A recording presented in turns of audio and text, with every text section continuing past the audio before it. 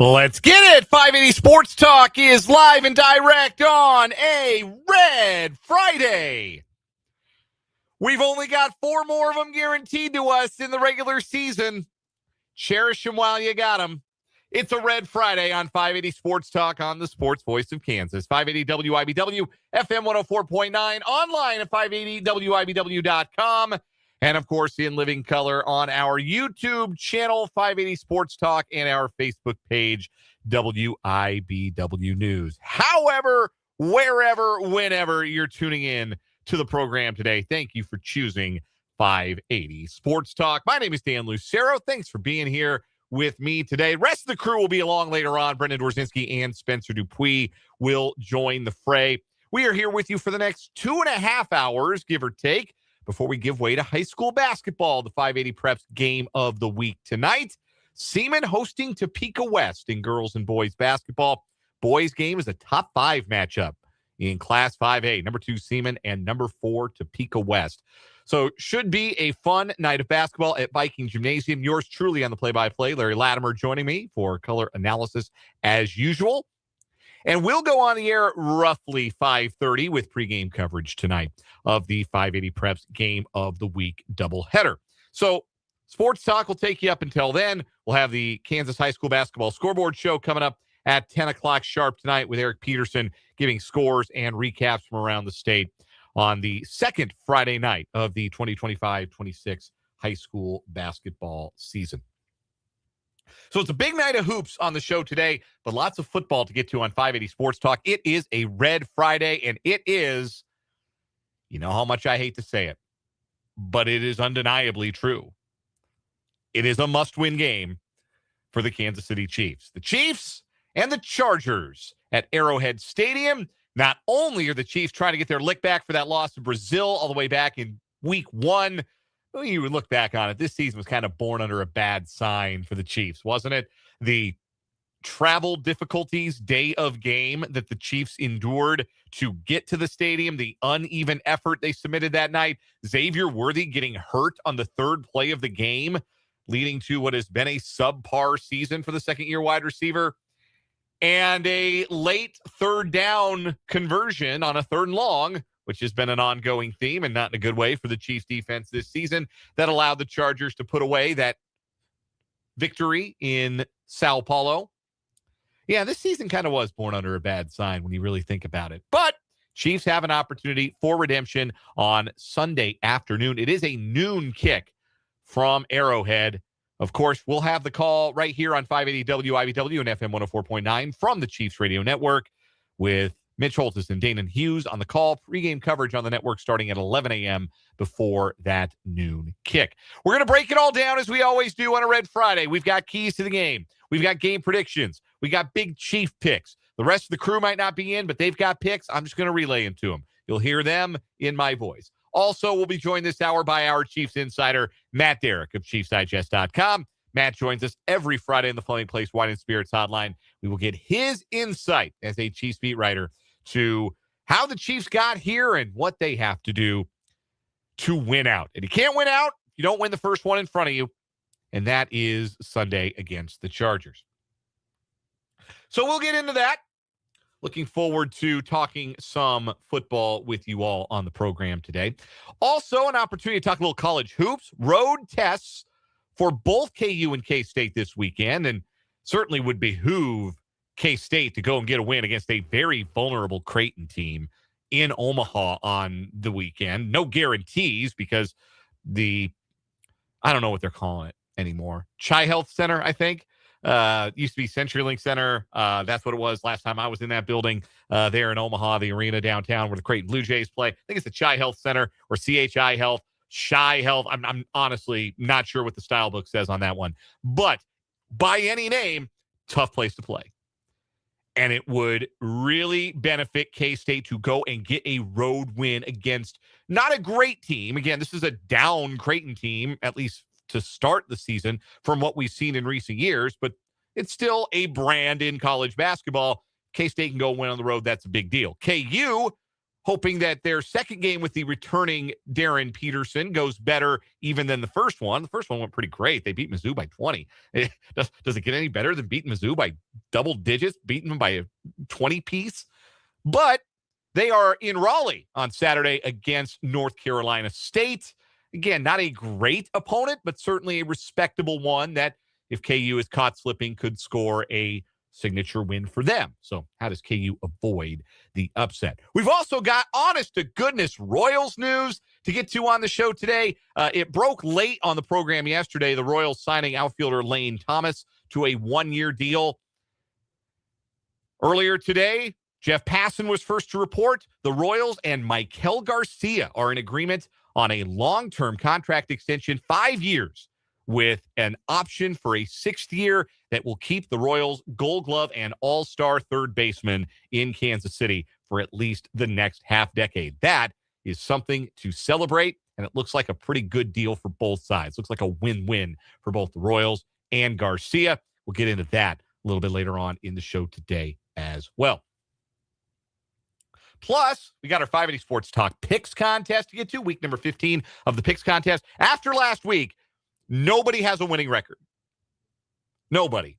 And in fact, and it's kind of funny how this has worked out, I have, I think now, the fewest losses in the group, or the second fewest at least. No, I do. I have the fewest outright losses of anybody. I also have the fewest wins.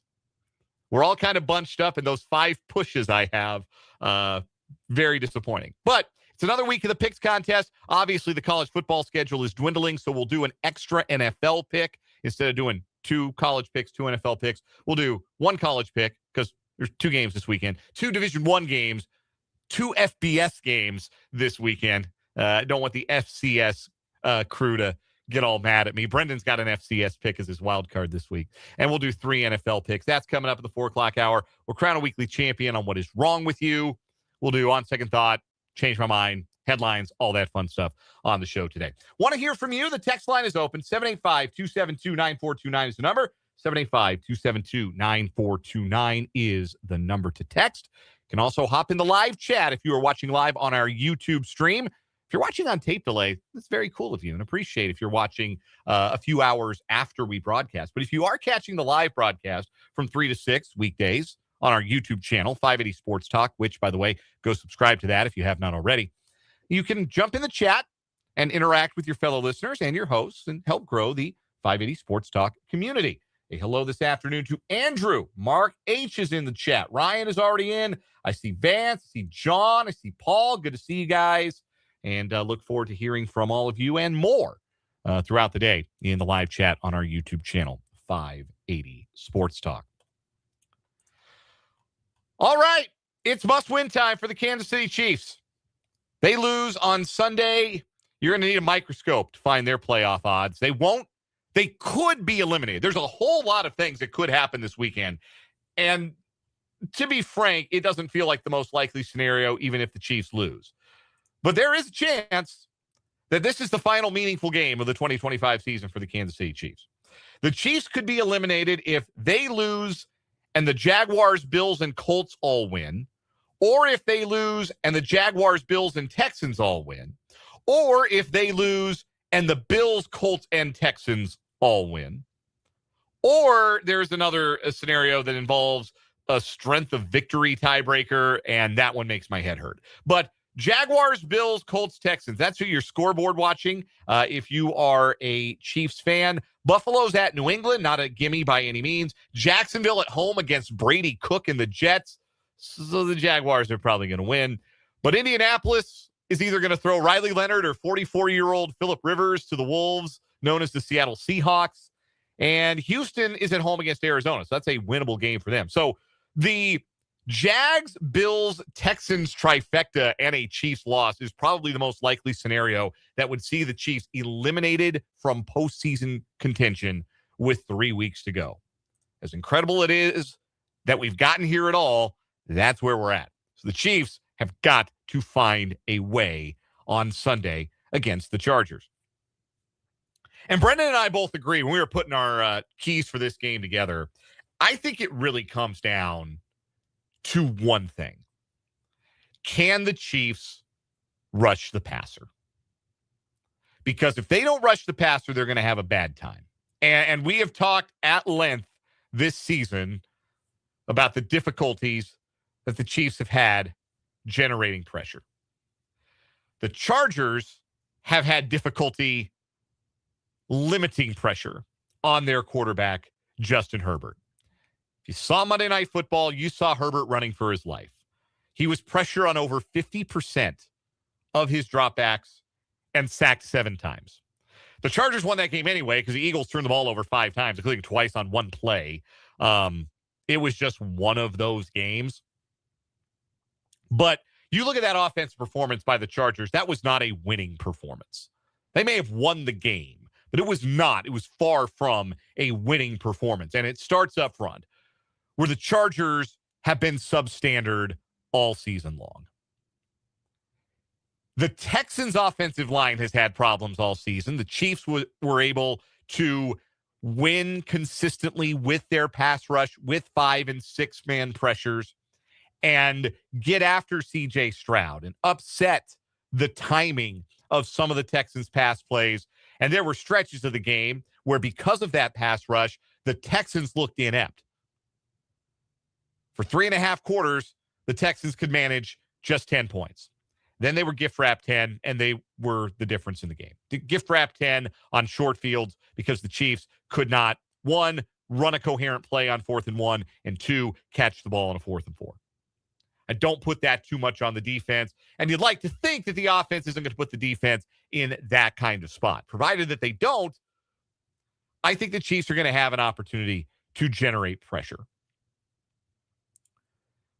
Question is, who's going to step up on the interior? Because what will benefit the Chiefs, particularly if they can get the Chargers to 3rd down, is being able to win with 4 pass rushers, which is really something they haven't done much of all season long. When they've done it, it's because Chris Jones has been in the driver's seat.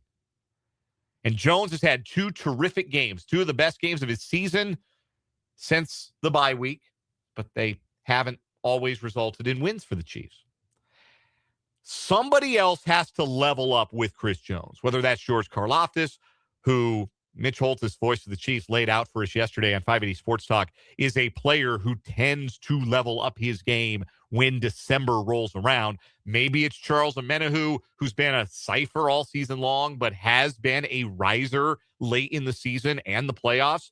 And if you're a playoff riser, this is playoff time, effectively. So no time like the present for Charles Omenihu to get to his playoff form. But you have to win with 4, because even with the increased pressure on Stroud last week, even with the increased total in sacks, Chiefs had 3 sacks last week, there were still critical 3rd and long plays where the Chiefs could not get on the field. And both of Houston's touchdown drives were marked by a 3rd and long on which Houston converted. But the more you can win with 4, particularly when you're in a 3rd and 8, 3rd and 10, 3rd and 12, 3rd and 16, the better a chance you're going to have on the back end to make sure there aren't any passing windows. You're able to respond to a short throw, short of the sticks. You just give yourself a better chance if you're able to generate a 4-man pass rush. And again, it doesn't really matter who drives that bus. If it's Chris Jones, I would expect it to be Chris Jones, but somebody else has to be the co-pilot. Karlaftis, Omenihu, Gelati, Jerry Tillery revenge game, doesn't matter. Just has to be somebody. Because the Chargers' offensive line is paper thin. Justin Herbert took a beating last week. He's playing with a fracture in his throwing hand, and he's on a short week. Remember that. They played on Monday, and now they come to cold Arrowhead Stadium on a short week. Chiefs have to find a way to put him on the ground, which, by the way, no quarterback in the NFL has been hit more this season than Justin Herbert. He has been hit 106 times in 13 games. You guys know who's second on that list? Most often hit quarterback this year? It's Patrick Mahomes. Yeah, Mahomes has been hit 93 times. That's full 1 time fewer per game than Herbert, but still.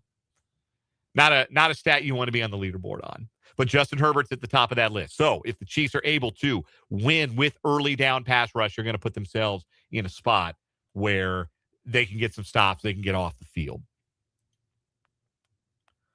The other keys to the game, I think for the Chiefs, it comes down to the intermediate passing game. They've got to find ways to be simple yet effective in the passing game. I think what has short-circuited, there have been a lot of things that have short-circuited the Chiefs passing game this season.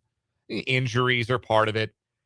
And once again this week, it looks like the Chiefs are going to be rolling with a skeleton crew on the offensive line. I really thought it looked like Trey Smith was trending toward playing this week. He has been ruled out. Didn't practice today. He's been ruled out. Juwan Taylor has been ruled out. Wanye Morris has been ruled out. So that offensive line that gave up 18 pressures to the Texans last week, left to right, Pole, Suamataia, Humphrey, Caliendo, Moore. That's your five. And the Charger defense, like their front, their man-for-man talent, not as good as Houston's, but they can get after the QB. They can disrupt some things. That's going to be a problem. That's going to cause the Chiefs to need to get Mahomes to get the ball out early. And things that have happened in the intermediate passing game, number one, I think they've been a little too intricate, routes taking too long to develop, Mahomes having to hold the ball too long. It's just not a luxury he has behind this offensive line. Number two, not only too intricate, sometimes too overly intricate to the point of you've got like three bodies in the same spot on the field. You don't have good enough spacing. It's like a basketball team, right? If you have spacing on offense, it's harder to score. It's harder to move the ball. It's harder to get to your spots. It's harder to get open shots when you don't have spacing on offense. Look at KU last year for a perfect example of what happens when you can't space the floor. Ideally, the Chiefs have enough speed and receiver talent to be able to space the field. That's without Hollywood Brown, who is also out for Sunday for personal reasons. We don't know exactly what Hollywood's got going on. He's been at practice. This isn't, at least on its face, a Josh Simmons type situation, but no Hollywood Brown on Sunday either way. So even without him, the Chiefs have Worthy, and they have Rice, and they have Kelsey, and they have a willing blocker and decoy route runner in Juju Smith-Schuster. They should be able to create space. They should be able to win some short routes off the line of scrimmage that give them the chance to pick up 6-7 yards in some intermediate passes and just keep the line moving, keep drives alive. They have to be better in the intermediate passing game because they're not going to have enough time to throw it deep, and the short pass, the screen pass stuff, we talked about that earlier this week. The Chiefs give the game away when they're going to run screen stuff because of the personnel that they bring in. Usually if Juju and Noah Gray are both out there, they're out there to both block. They're not both out there to be options in the same passing play. They're out there to block. And that's why the short passing game, the screen game doesn't work, because if they're not out there, the Chiefs don't have a chance of blocking those plays because Rice and Worthy and Brown when he's healthy, anybody else, Tyquan Thornton, who's a twig, not good blockers. So the intermediate passing game, mesh, slants, quick outs, comebacks, things like that, those have to be in rhythm for Mahomes and the offense to get into rhythm. But I think Brendan drives at the biggest thing. And I think the thing that if Chiefs fans could trust this, they would probably trust that a win is coming on Sunday. And that is attention to detail. Cleaning things up, getting things fixed. All those little catchphrases Andy Reid's always using in his post-game remarks after Chiefs losses. If the Chiefs are as bad, the little things on Sunday as they were last week, they're going to get beat. So the Chiefs have to do the little things. Catch the ball. Don't commit penalties on third down. Don't commit drive-killing penalties on first down. Don't commit special teams penalties. Don't miss what have been routine field goals over your career. Harrison Butker, that's a pretty specific instruction, so no sense in hiding who I'm talking about there. All of those little things, all of those details that have slipped for the Chiefs this year. It's not the first time we've seen that happen to them late in the season. And it wouldn't be the first time we've seen them lock in, straighten up, and get it right all the rest of the way towards a run to a Super Bowl, because they did it 3 seasons ago, or 2 seasons ago, I suppose. But if it's going to happen, it needs to happen on Sunday because, again, this is must-win territory for the Kansas City Chiefs. This is our first must-win Red Friday of the year. Want to hear your predictions, your thoughts on the game? 785-272-9429 is the text line number. Also, the YouTube comments, 580 Sports Talk. We're going to get to our predictions and big Chief picks coming up after this timeout. We're going to hear from Matt Derrick, our Chiefs insider from ChiefsDigest.com. Later on the show, we got the picks contest. We got some Royals and college basketball talk. We got What Is Wrong With You, Crown a Weekly Champion. And, of course, we're off at 5:30 for high school hoops, Seaman against Topeka West. A long way to go, but a shorter time than usual to get there here on 580 Sports Talk on this Friday.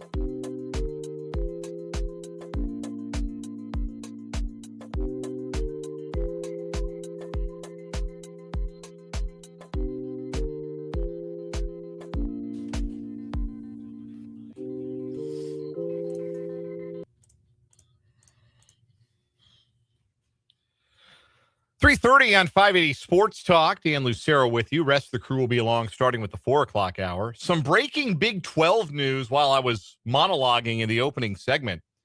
Utah head coach Kyle Whittingham has announced he will step down following the Las Vegas Bowl against Nebraska.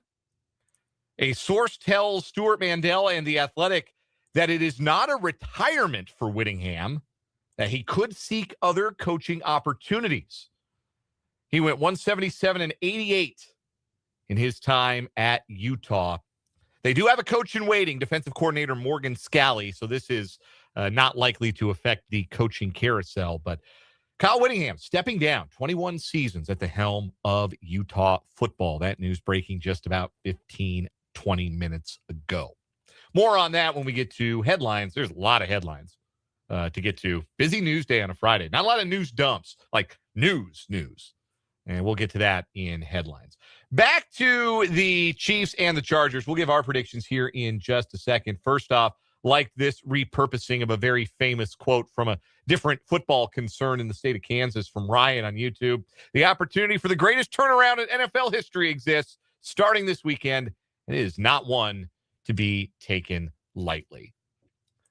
Imagine how mad everyone would be if the Chiefs won out, made the playoffs, and won the AFC.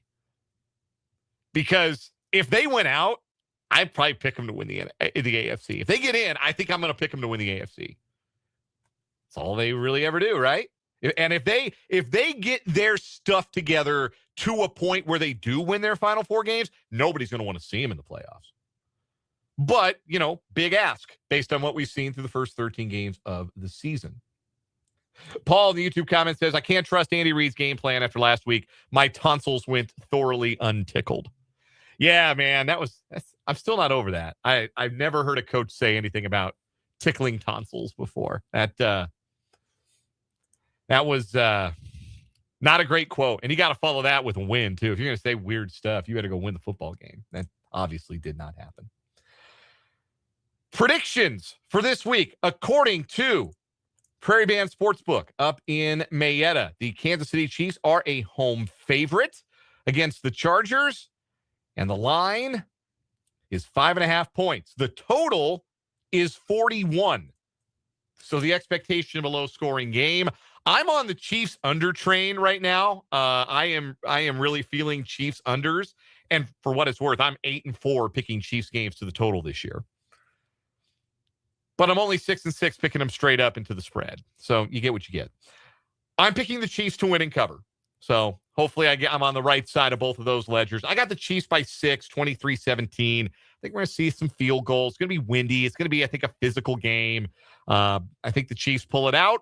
I think they get a late stop to secure a 6-point win. I think George Karlaftis is the big chief. Talked about needing an extra pass rusher, an additional pass rusher to level up alongside what Chris Jones has done since the bye. I think George is most likely to do that. Mitch Holtz laid out for us how good his December numbers are when he joined us yesterday, that it is the month of Karlaftis. December, Christmas season, Toyotathon, and George Karlaftis getting revved up. That's what you can count on in the month of December.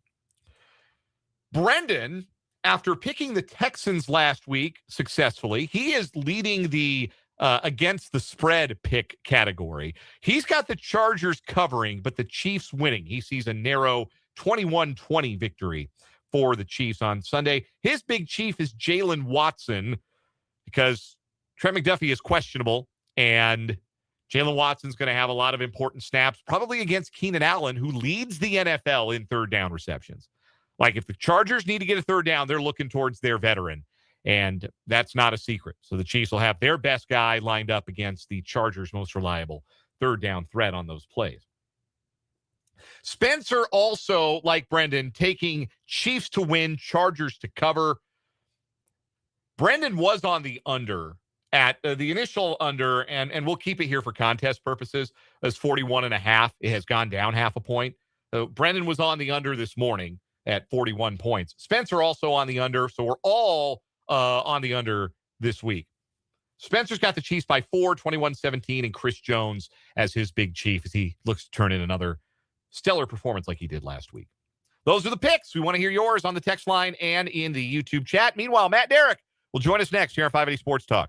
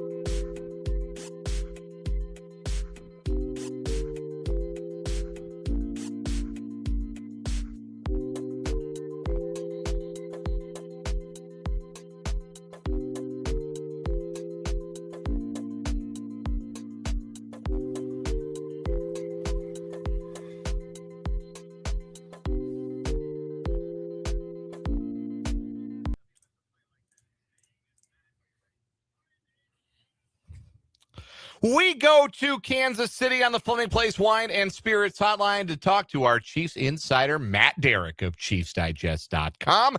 That's where you can catch all of Matt's writing on the Chiefs. Find him in a bunch of other places, too, mostly on social media under the name Matt Derrick. Matt, the Chiefs could be eliminated from the playoffs in certain scenarios with a loss on Sunday with 3 whole weeks still left in the NFL season. If I had told you that was a possibility going into week 14, all the way back in training camp, what would you have assumed happened to the Chiefs along the way? Well, I wonder how many weeks of the season that Patrick Mahomes had missed, and assuming that it had probably happened in September. I mean, I would have believed fully, Dan, that like the floor of a season in which Patrick Mahomes was healthy for the entire season was maybe 10 wins. I'm just at a loss on this one. They could get to 10 wins. They went out, they're going to get to 10 wins, and that still might not be good enough to make the playoffs. And to a certain extent, if they do, like if they get to 10-7 and that doesn't make the playoffs, there is a certain extent where it's like, gosh, dang, man, this has usually been good enough to make the playoffs. And to some extent, I guess you tip your cap, but I don't think the kingdom's in a hat-tipping mood at present. And what strikes me, Matt, coming out of last week's game, and Travis Kelce's podcast comments had a lot to do with this, but it feels like last week's the first time that the Chiefs have really felt at a loss for themselves as far as why is this not coming together the way we believe this should be coming together? Do you sense that too in talking to them, being around the facility? Yeah, and I would have loved to have had a conversation like that with Travis, but he was not in a talking mood after the game on Sunday, but I guess he was by Wednesday. And at least what he said on the podcast did match what I saw in the locker room after the game, which was I saw a player that I wasn't sure what was going through his head. But now, if what Travis is saying, what was going through his head is basically he's just, he's gone out there, he's put everything he's got into it, and he doesn't know what's wrong. He doesn't know, he's putting everything he's got into this and playing, and maybe his body, his hands is just not doing what he wants it to all do, and it's not coming together, and he doesn't understand that. I get that. And it plays back into the whole, as Travis has said, he's going to play until the wheels fall off. Does he feel like that the wheels are falling off this year? I don't know, but that seemed to be a pretty common, I think, feeling around this team, particularly after the game. And I would say, in the ensuing 4 days was a lot of, you continue to pour everything you got into every single game, and it's not working, so what else can you do? And, and hey, the locker room today, I thought was much more normal. This team was really quiet this week. Today was kind of a normal Friday, so it was a little bit more boisterous. The music was playing, in the mood for a game on Sunday. But I don't think there's any doubt. I mean, this was probably the quietest Chiefs team I have seen. And maybe going back to at least like 2016 or 2017. Matt Derrick is our Chiefs insider from ChiefsDigest.com, joining us on the Fleming Place Wine and Spirits hotline here on 580 Sports Talk.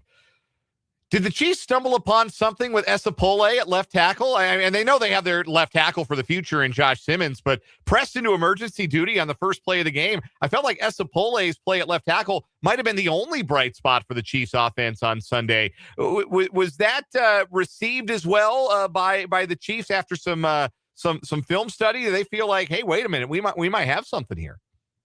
Yeah, I don't think there's any doubt. There's a lot of optimism. They really liked Esapole as it was, and we're really happy to be able to get him back to go out and have that kind of performance. Yes, it absolutely gives them some hope for the future that this is a guy that can maybe compete for a starting spot, but at the very least, be a reliable swing tackle for you.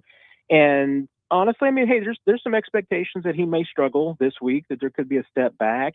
Now that there's some film on him, some people will know how maybe more to better attack him, and they're going to try and find his weaknesses. So, and the Chiefs are prepared for that, and we'll see if Esa's prepared for that as well, to just kind of be ready for, the inevitable struggles that come along. But I don't think there's any doubt. The chance he's going to get to play, closing out the season a little bit more, only bodes well for the future. So let's see what he's got. But right now, and considering, again, just how inexperienced he is at football, didn't really play much high school football at all, this is going to be intriguing. There's no one right answer to this question, so I'm curious how you come to an answer or multiple answers to this question. It's a question I've been rolling around in my head, and we've kind of talked about off and on throughout the week.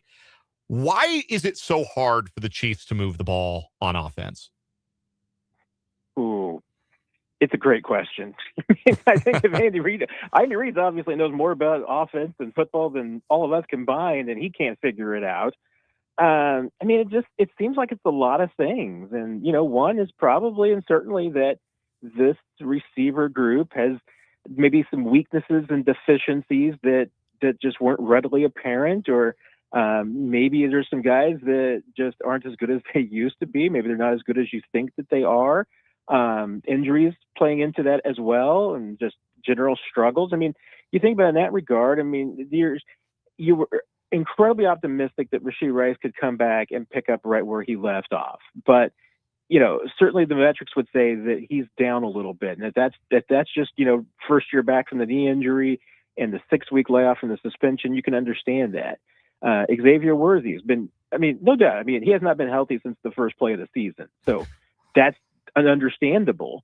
But it's the same thing elsewhere. Now, the Chiefs knew that there were some places they had deficiencies. They knew that they needed more power and more speed, more electricity at running back, and they couldn't get that.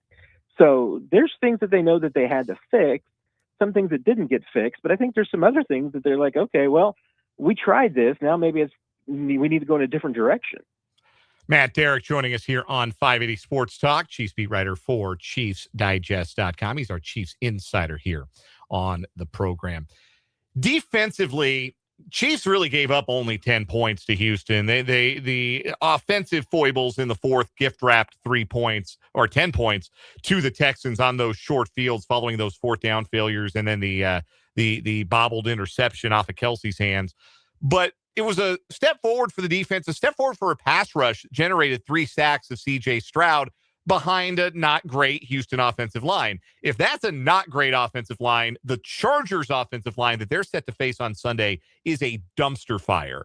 What do the Chiefs have to do to keep that momentum going and be even more effective in the pass rush against Justin Herbert and the Chargers on Sunday? Yeah, you absolutely nailed it. It's about really taking the successes that they were able to have for moments against the Texans and just roll it into this game. Chris Jones, when he decided to take over the game, he took it over. And if he wants to take over this game for 4 quarters, it'd be great. Now they made the right halftime adjustment, so that third quarter was a piece of art. But we know, this Chiefs team, even against bad offensive lines, they still have to blitz to get there. So, they can't back off of it. Steve Spagnuolo's going to have to continue to be aggressive. You can't, let up and just say, hey, this is a game where we're going to go after Phillip Rivers Phillip Rivers. Phillip Rivers coming back into the league is just haunting me. He is still in the league. He's back in the league. But they've got to go after Justin Herbert. They just can't go after it with 3 or 4. They're going to have to blitz periodically, maybe a lot, to just keep the pressure on. Because you're right. That's the weakness of that Chargers offense, is to go after the offensive line and as a result go after Herbert. Defensively for the Chargers, what do you see as the weaknesses you would anticipate the Chiefs trying to attack on Sunday? Yeah, it is built a little bit just for what the Chiefs have this week. And again, the Chiefs should have an advantage throwing the ball deep. And they're not going to have Hollywood Brown, which he can be a deep threat. But if that means that Tyquan Thornton is going to get more reps, he's a great deep threat. And you do have to continue to take those chances. I may disagree sometimes with the situations in which the Chiefs take those chances, but they're going to have to, they need to. This is a team that if you can give some time to Mahomes and be able to take some shots downfield, you can have some big plays. And that's the thing, Dan, about this game is that I don't think that the Chiefs, I don't think they need to win this one by 3. They need to win this one by like 20. They need a win, and I think they need a blowout win, especially if they want to make the playoffs, because they need this Chargers team, remember, to lose 2 more games after this. And probably the best way to do that is just to demoralize this team. Matt Derrick joining us here on the Fleming Place Wine and Spirits Hotline. He is our Chiefs insider on 580 Sports Talk, joining us every Friday at this time. A couple more questions for you, Matt, about Sunday. We know we're going to see that patchwork Chiefs offensive line again. We talked about Pole. He'll be back there at left tackle. Be Jalen Moore at right tackle, and Mike Caliendo at right guard, with the other two typical starters, Sumatai at left guard and Creed Humphrey in the middle. I didn't think they were the reason the Chiefs lost to the Texans, but at the same time, they did allow 18 pressures to that Texans defense. Do you think they match up a little better against a Chargers front that has some talent, don't get me wrong, but not quite the level at which Houston has, and not quite playing at the level that Houston is playing at?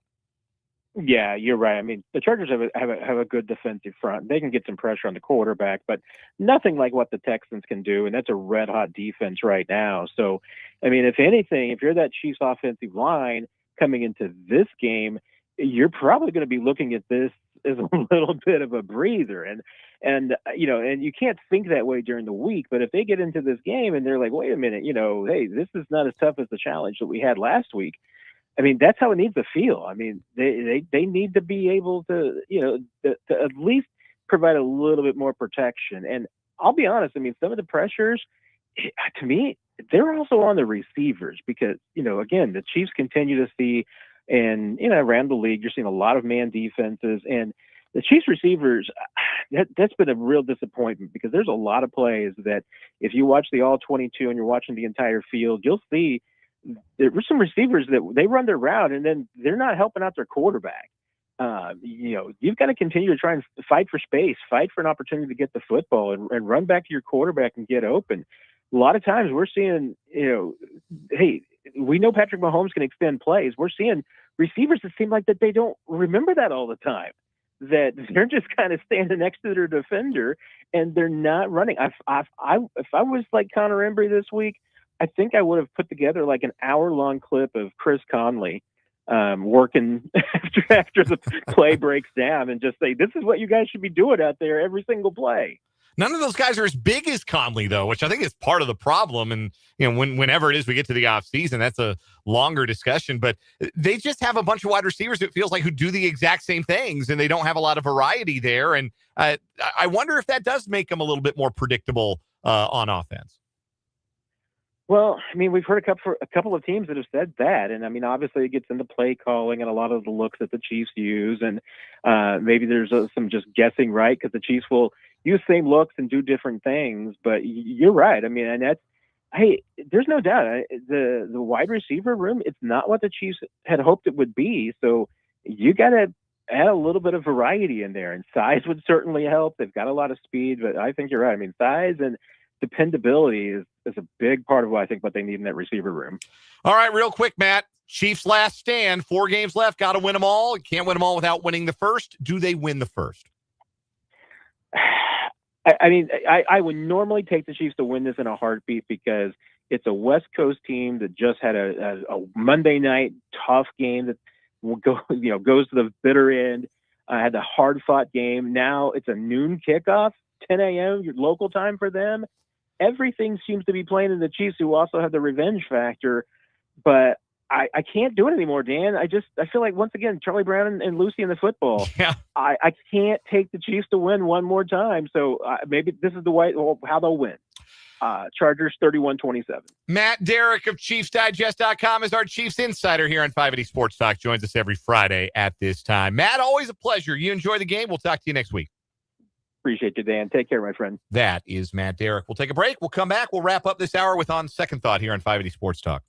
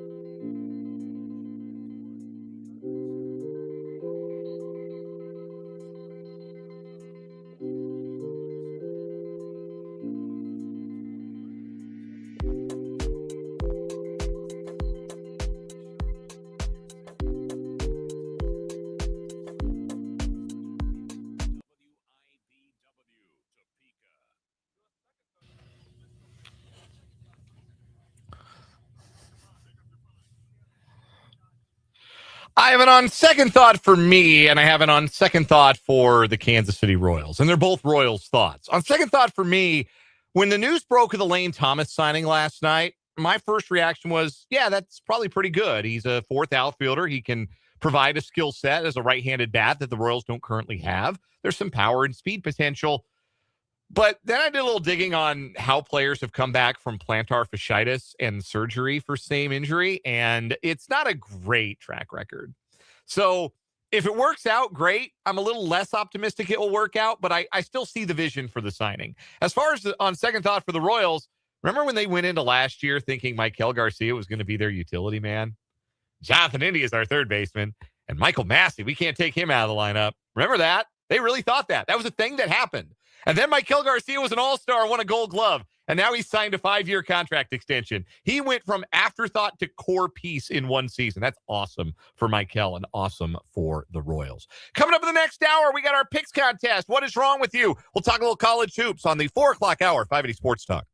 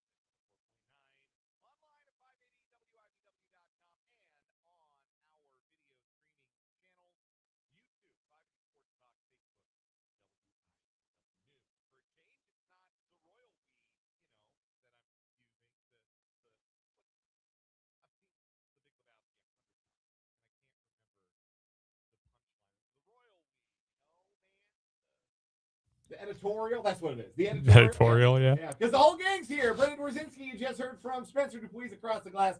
Hi, fellas. Sup? So, Hey, How's it going? everybody should know this out there in Radioland. Today is Spencer Dupuis' birthday. Heyo! Woo! I've been Yeah. waiting for you to wish me happy birthday. You're the last person in the office. Saved it for the air, man. So, Thanks, you jerk. yeah, geez. Wow, all I want to do is do something nice for my pal Spencer. And what do I get? About time! Wow, I'll remember that one. Jeez, happy birthday, pal. Thank you. We got going to get a steak or something tonight, or doing anything this weekend? This weekend, yes. Gonna go out tomorrow night. But Olivia asked what I wanted to do tonight, and I said pizza and beer. Hey, man, listen. I'm like, it's the end of a long week. I've done a lot of different, I've been a lot of Long week, sure. long week, and I'm like, you know what? I don't want to go out tonight. Relatable. Save that for like the weekend. Yeah, that was me on not long weeks for a good portion of my 20s. There's a reason it took me till my 30s to get married. But there you go. Happy birthday to Spencer Dupuis. Great to have the gang all here for this 4 o'clock hour. Then, of course, I'm going to ruin it because I'm going to leave after the picks because we've got high school basketball tonight. It's 580 Preps. Game of the week, doubleheader. It's United Kansas Conference action. We're back at Viking Gymnasium. I've done all 3 of Siemens games this year. They're starting to think I'm the voice on their flagship radio network. But it's a city rivalry tonight with the Topeka West Chargers in town. Seaman and Topeka West. Girls game starting at 5:45 approximately, which means pregame starts at 5:30 approximately. So when these guys are done, when I'm ready to go out there at Seaman, they'll hand off the reins to me. The girls game is first. The boys is a top 5 matchup. And I have seen both Seaman and Topeka West this season. And it is early days, and a lot can happen between now and March. But those 2 teams look state tournament good and have the rankings to suggest as much. Seaman ranked number 2 in Class 5A by the KBCA, and Topeka West ranked number 4. So this will be a fascinating matchup. Both teams are very good. Both teams are very good for different reasons. So there's a clash of styles a little bit. Going to be a really good game. So you should tune in tonight. Join me and the coach, Larry Latimer, for all of the action from North Topeka here tonight. And then, of course, at 10 o'clock from the Kansas Information Network, we have the Kansas High School Basketball Scoreboard Show where Eric Peterson will keep you up to date on everything that happens throughout the day and night in high school hoops. I got to chat with my guy EP. I saw him on Saturday. I got here. I was getting ready to head over to Washburn for the Fort Hays State games last week, and I said, "EP, what's going on, man?" He said, "Hey, I'm having a good day." He was going to see Trans-Siberian Orchestra last Saturday night. Hell yeah, I saw that brother! on Facebook, Oh. and I was jealous. Yeah, TSO rules. Absolutely incredible. So I'm hoping I can run him down either tonight or tomorrow before Washburn plays and check in on how the concert went because it sounded badass. The iconic one is their version of Carol. But Let me tell you a little something about Wizards in Winter, however. All-time great song. Maybe top 5 of all time, any genre. I will say that I'm more of a Mannheim Steamroller guy. Wow. They're gonna be at Park City the day after Christmas. It's like, nah, man, I want the Christmas stuff. Darn. I want their Carol of the Bells. You ever hear Good King Wenceslas from Mannheim Steamroller? Banger. Mannheim Steamroller used to slap. We used to have that at my last station. It would run 24 hours on Christmas. Hell yeah. Didn't we do we still do that? Might, yeah. I spend a little less time these days paying attention to the non-sports programming meetings. I've been on But- vacation every Christmas. so- Yeah, or I'm the pretty one sure that's Christmas. something that 580's done for a long time. I think you're right. No, I think you're correct on that. Obviously, Christmas Day, everybody's football. Yeah, there is. Yeah. Here on the program, but yeah. So the Chiefs better keep winning so that game means something. yeah, Meaningless Christmas night game. Ugh.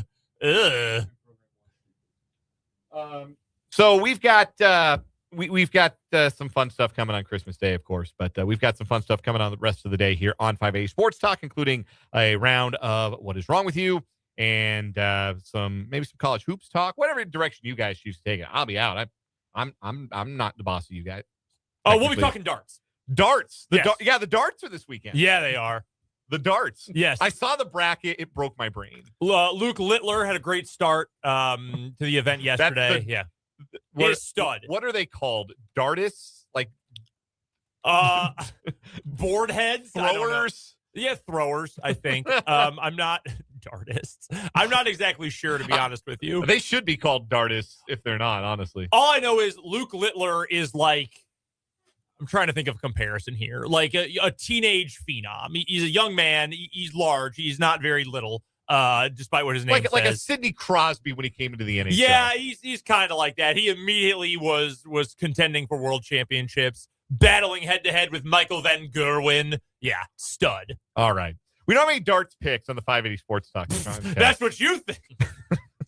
Just kidding. We're talking John Cena later, too? Oh, buddy. He retires tomorrow. Ba-ba-da-ba. His final match ever. Is that right? Yeah. I'll believe that when I see it. See, he did an interview recently where he's like, no, most guys, Terry Funk retired 80 times. Right. He's like, I'm other kinds of famous now. Like, I don't need this, essentially. That's a good point. He's like a real Hollywood star now. Yeah, like Ric Flair didn't show up in a lot of movies. That's why Ric Flair had to keep coming back for those those pro graps checks. The divorces didn't help. Yeah, either. he needed some cash flow. Badly. Royalties weren't enough. He needed to keep up with the cash flow. No, to my knowledge, John Cena does not need that. No. No, so yeah, final match ever. Wow. Facing Gunther. I'm sure you'll get to that in headlines. Oh, you know it. We have our 580 Sports Talk Picks Contest. It is week 15 of the 580 Sports Talk Picks Contest, and none of us has a winning record after Spencer's 0 for last week. Spencer, 32, 35, and 1. Brendan, 30, 37, and 1. And yours truly at 29, 34, and 5. The 5 Despicable. pushes is so funny to me. But I got fewer losses than any of you chumps. Yeah. Whatever. Hey, you've got a chance for 2 nice. more pushes this weekend. I do. Dan currently Spencer, you are still in first with a winning percentage of 478. Dan is at 460. I am at 448. That is how close this all is. Wow. Dan continuing to have non-competitive picks, literally, like not even competing against the spread, just like, oh, it's a wash. That has totally jacked up all of this. Ever since I talked ish on me being good at this, I have not been good It at has this. spiraled. Yeah, Yes. Marshall's not on the board this week. Things are not lining up in your direction. But we do have the typical way we do things: 2 college football picks, 2 NFL picks, and a wild card. But there's 6 college football games this weekend, 2 FBS games. You have the Army-Navy game, and you have the Bucked Up LA Bowl presented by Gronk. For the very last time, I think. It is the final Bucked Up LA Bowl presented by Gronk. What is bucked up? It's an energy drink. Sure. Oh, it's pre-workout. Okay. Huh. They also have an energy drink, I'm pretty sure. I am not a fan of the corporate names, but when they're as ridiculous as the Bucked Up LA Bowl presented by Gronk, not only do I go with it, I refer to it by its full name as often as possible. No, that's fair. So, yeah, Boise State and Washington, by the way, your matchup in the Bucked Up LA Bowl presented by Gronk. That is coming Saturday night from Los Angeles. And then, of course, you have the Army-Navy game. You've also got some FCS playoff action, and more about that perhaps in the wildcard picks. But we're doing 1 college football pick because the schedule has shrunk, and 3 NFL spread picks this week. I'm going to go first. I can't believe these words turning to ash in my mouth as soon as they come out of them, because it feels sinful, it feels wrong, it feels immoral. Service Academy overs. Oh, What? Army Navy over 38.5.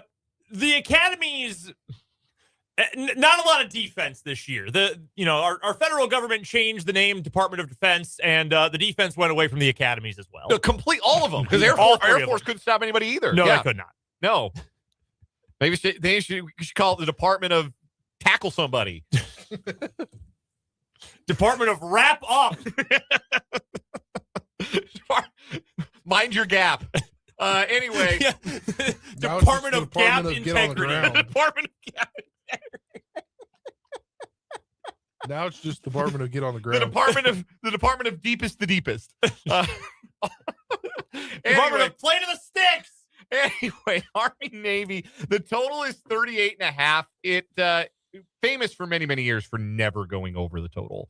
It got to like what, 35 a couple years ago? I think so. Low. Yeah, it got so low. It's at 38.5 this year. I think they're going to get over because I think Navy's like really, really good. And I think they can score at will on Army. I think they're not going to sit over the ball until there's 5 on the play clock and run fullback dive 45 times. Like they're going to go and try and put some points on the board. So I am feeling comfortable with the over 38.5 in Army Navy. That's my college football pick. Brendan, what is yours? All right, my college football pick. I am going with the bucked up LA Bowl presented by Gronk.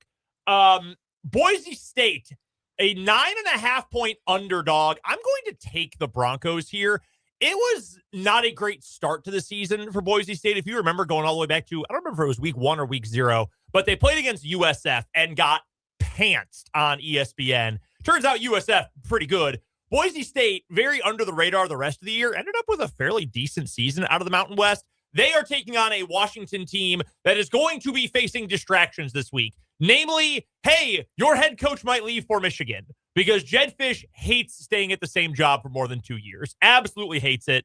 And it gets it closer to his ultimate goal of being an NFL head coach, to be at Michigan. So I think Washington's got too many distractions. I think Boise State has a little something more to play for. The G5s usually do at this time of year in these matchups against Power 4, Power 5 teams. So getting 9.5, that's a lot of candy. I will take it with Boise State.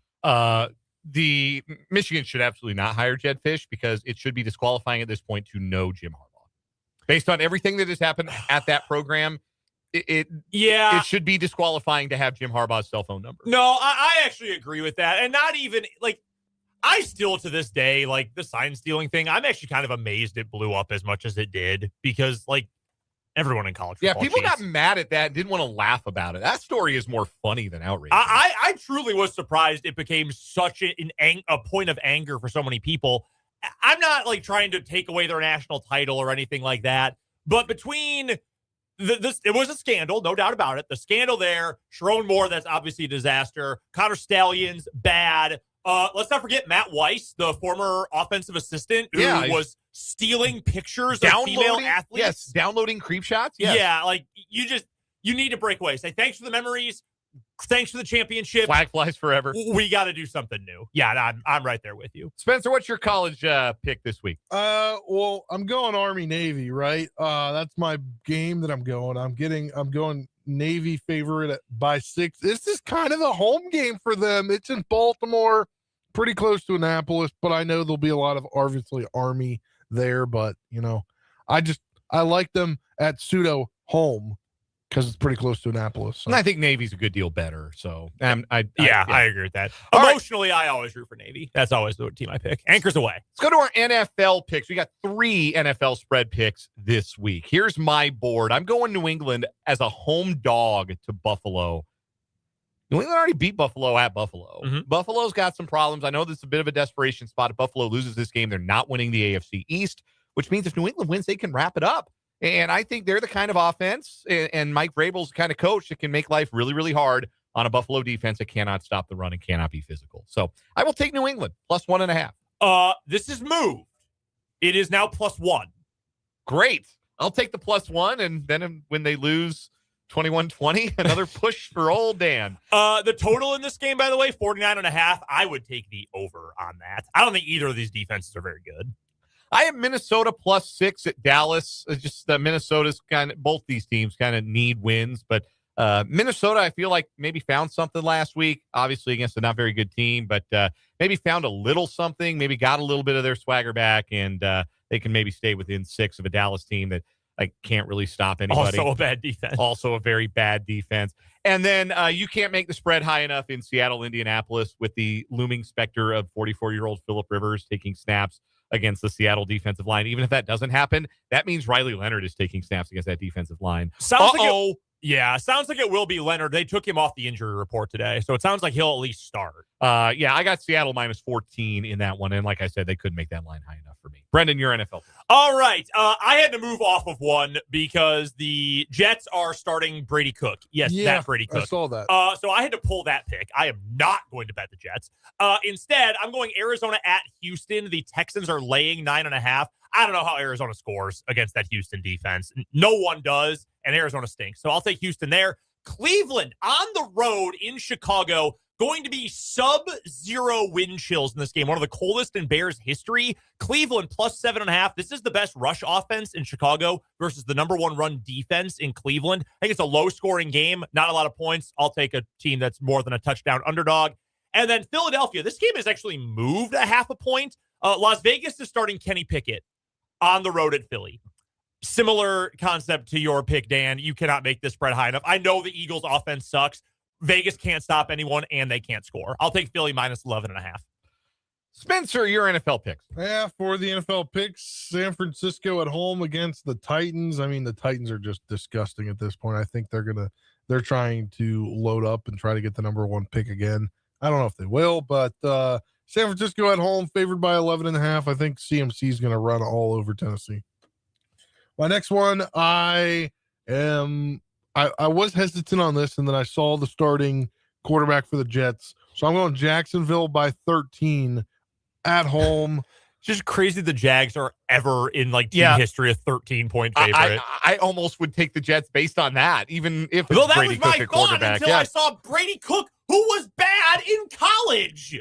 I'm thinking we're going to get what happened with Minnesota a couple weeks ago with their random quarterback that they played. Well, I can't remember Max his name. Brosmer. Yeah. Another one of those. Wouldn't shock me. And still there at heart, Washington. They are 2.5-point dogs on the road at Meadowlands taking on the Giants.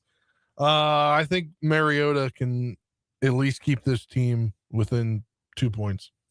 All right, for our wild card picks, which can again be anything from anywhere, I am visiting the Chiefs under Bank and Trust for another week. That was successful for me last week. I'm 8-4, picking the to the total in Chiefs games this year, and I'm going under again for Chargers Chiefs. Total was 41.5 earlier this morning. It's actually gone down to 41. I still like the under, so I will take the Chiefs Chargers under as my wild card pick this week. My wild card pick. I'm going to the FCS postseason. Montana. It's the Grizz's year. Those Dakota teams are out. The Grizz this year hosting South Dakota, not South Dakota State, just the University of South Dakota. 7.5-point favorite are the Grizz. Advanced Analytics have this closer to about a 9.5, 10-point game. Good enough for me. Montana at home knocks off the Coyotes. I cannot Believe North Dakota State lost last week. They were up 28-14 in the fourth quarter with like 4 minutes left. It'd be like if let's go Redbirds. Be like if North Texas had gotten in the playoff and they beat Iowa State or Ohio State. Yeah, the Illinois State this year is like when Iowa State had those really good teams, but KU and Baylor were dominating the Big 12 in basketball. Like, no, they're good too. There's not KU and Baylor. That's what Illinois State was all year. Got their lick back. Crazy. At the Fargo Dome. Unbelievable. Spencer, your wild card pick?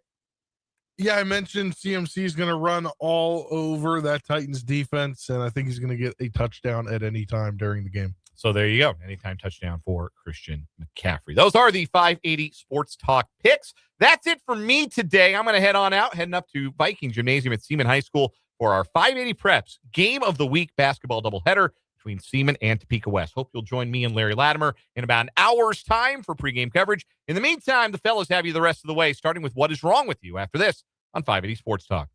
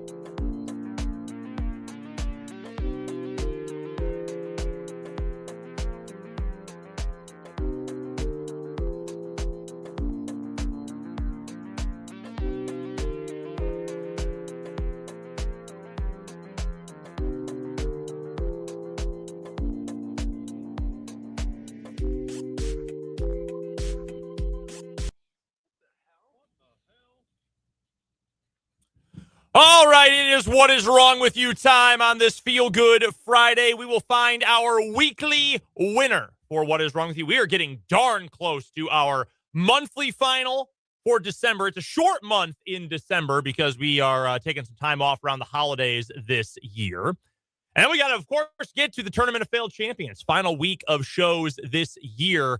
Our 12 monthly champions will go head-to-head to find the biggest loser of 2025, the champion of What Is Wrong With You. But first, we need to get through this week. Our current winner for the week, it is the meth deposit. Somebody, they left their meth in the drive-through tube at the bank. Just left their methamphetamine in it. Like how? Can't do that. No. Can't do that.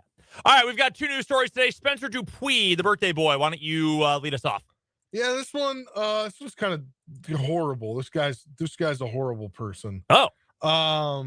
So I don't know if you've ever seen this viral guy. He does pranks. His name's Ross Creations. He does funny things. He once put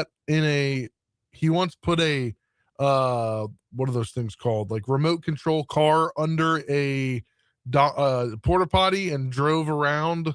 He puts cones in front of cars. Well, this time he decided that he would create a launcher.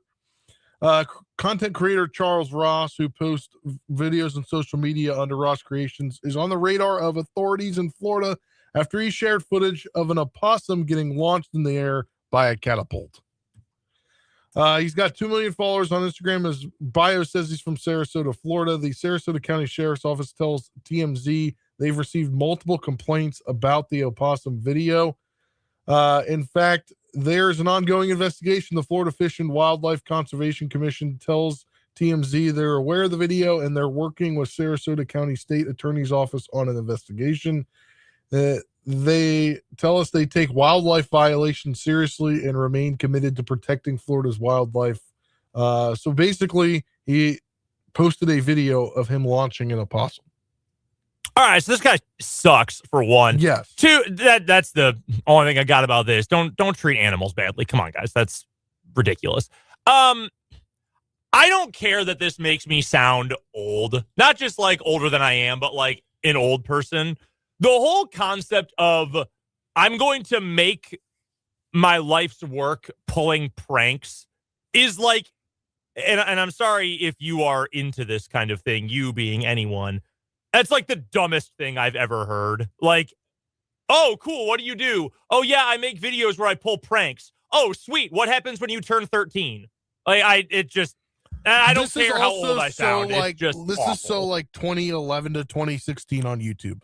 This dude, it should have been left there. He looks like knockoff Pat McAfee.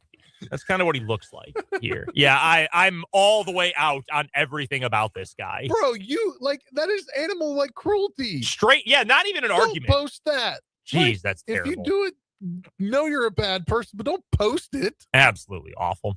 All right, speaking of awful, we're going to Florida for my story today. Volusia County, where a man is facing arson charges after deputies say he set his own truck on fire because he was trying to, quote, draw attention to other criminal matters in the neighborhood. 43-year-old Michael Hudson Jr. of Oak Hill, Florida, is accused of using a torch lighter to set fire to a clothing basket in his own truck, according to the Bureau of Fire, Arson, and Explosives investigations. It happened on December 8th near the base of North Causeway in New Smyrna Beach, Florida. That's not a very pleasant name. Hudson first said his truck was stolen and then admitted, oh, actually, I set it on fire myself. He was arrested the following day and booked into the county jail. That's all we've got. Not a ton of detail in this story, but apparently his goal here was thinking, oh, yeah, we have a ton of crime in our area, and to draw attention to it, I'm going to commit another crime and burn my own stuff. And then lie about it. Yeah. I just don't understand this one. I find it very funny, but I genuinely do not understand why he did this. There are a lot of ways you could draw attention to crime in the area. Like, oh, I don't know. Call the police. Protest something. Send a letter. Reach out to your local TV station. No, don't burn your own truck. Idiot. I'm going to vote for this one because the other guy is so terrible. Yeah. Anything animal cruelty wise, bottom of the barrel person. Get that trash out of here. I do not think either, however, beats the meth deposit for this week. No, yeah, it doesn't beat it. Yeah, Meth Deposit is going to remain and retain. That's a wire-to-wire winner, right? I think it won on Monday. Yeah, wire-to-wire winner in this week's edition of What Is Wrong With You. So congratulations, I guess, technically, to the Meth Deposit. We've got to get to a timeout. When we come back on the other side of this break, we've got some college basketball for this upcoming weekend to get to. We're going to get a little temperature check for Spencer's feelings about K-State after they absolutely dominated Mississippi Valley State. Has Spencer flipped after beating the worst team in all of major college basketball? Has Spencer changed his opinion on K-State? We'll get to that. Big game for KU against NC State as well. We'll play some Change My Mind. All that's coming up here in this 4 o'clock hour of 580 Sports Talk.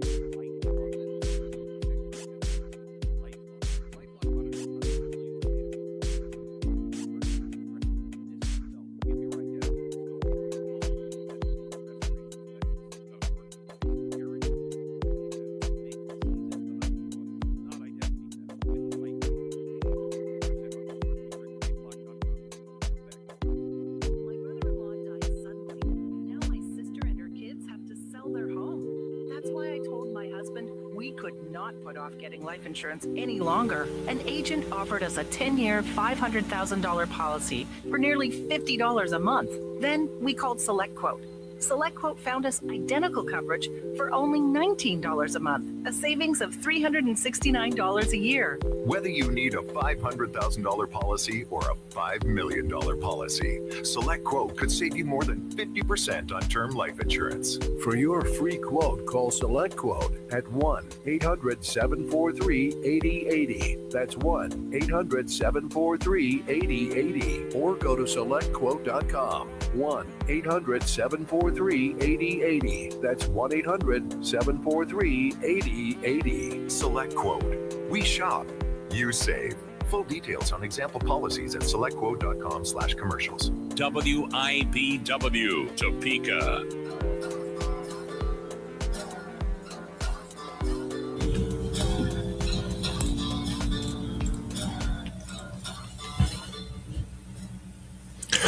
.39 on 580 Sports Talk. Brendan Dworzinski and Spencer Dupuis with you in studio today. Dan Lucero was with us a little bit earlier, but he is now on his way up to North Topeka to Viking Gymnasium for some United Kansas Conference action and our 580 Preps High School Basketball Game of the Week doubleheader brought to you tonight by Arrow Exteriors.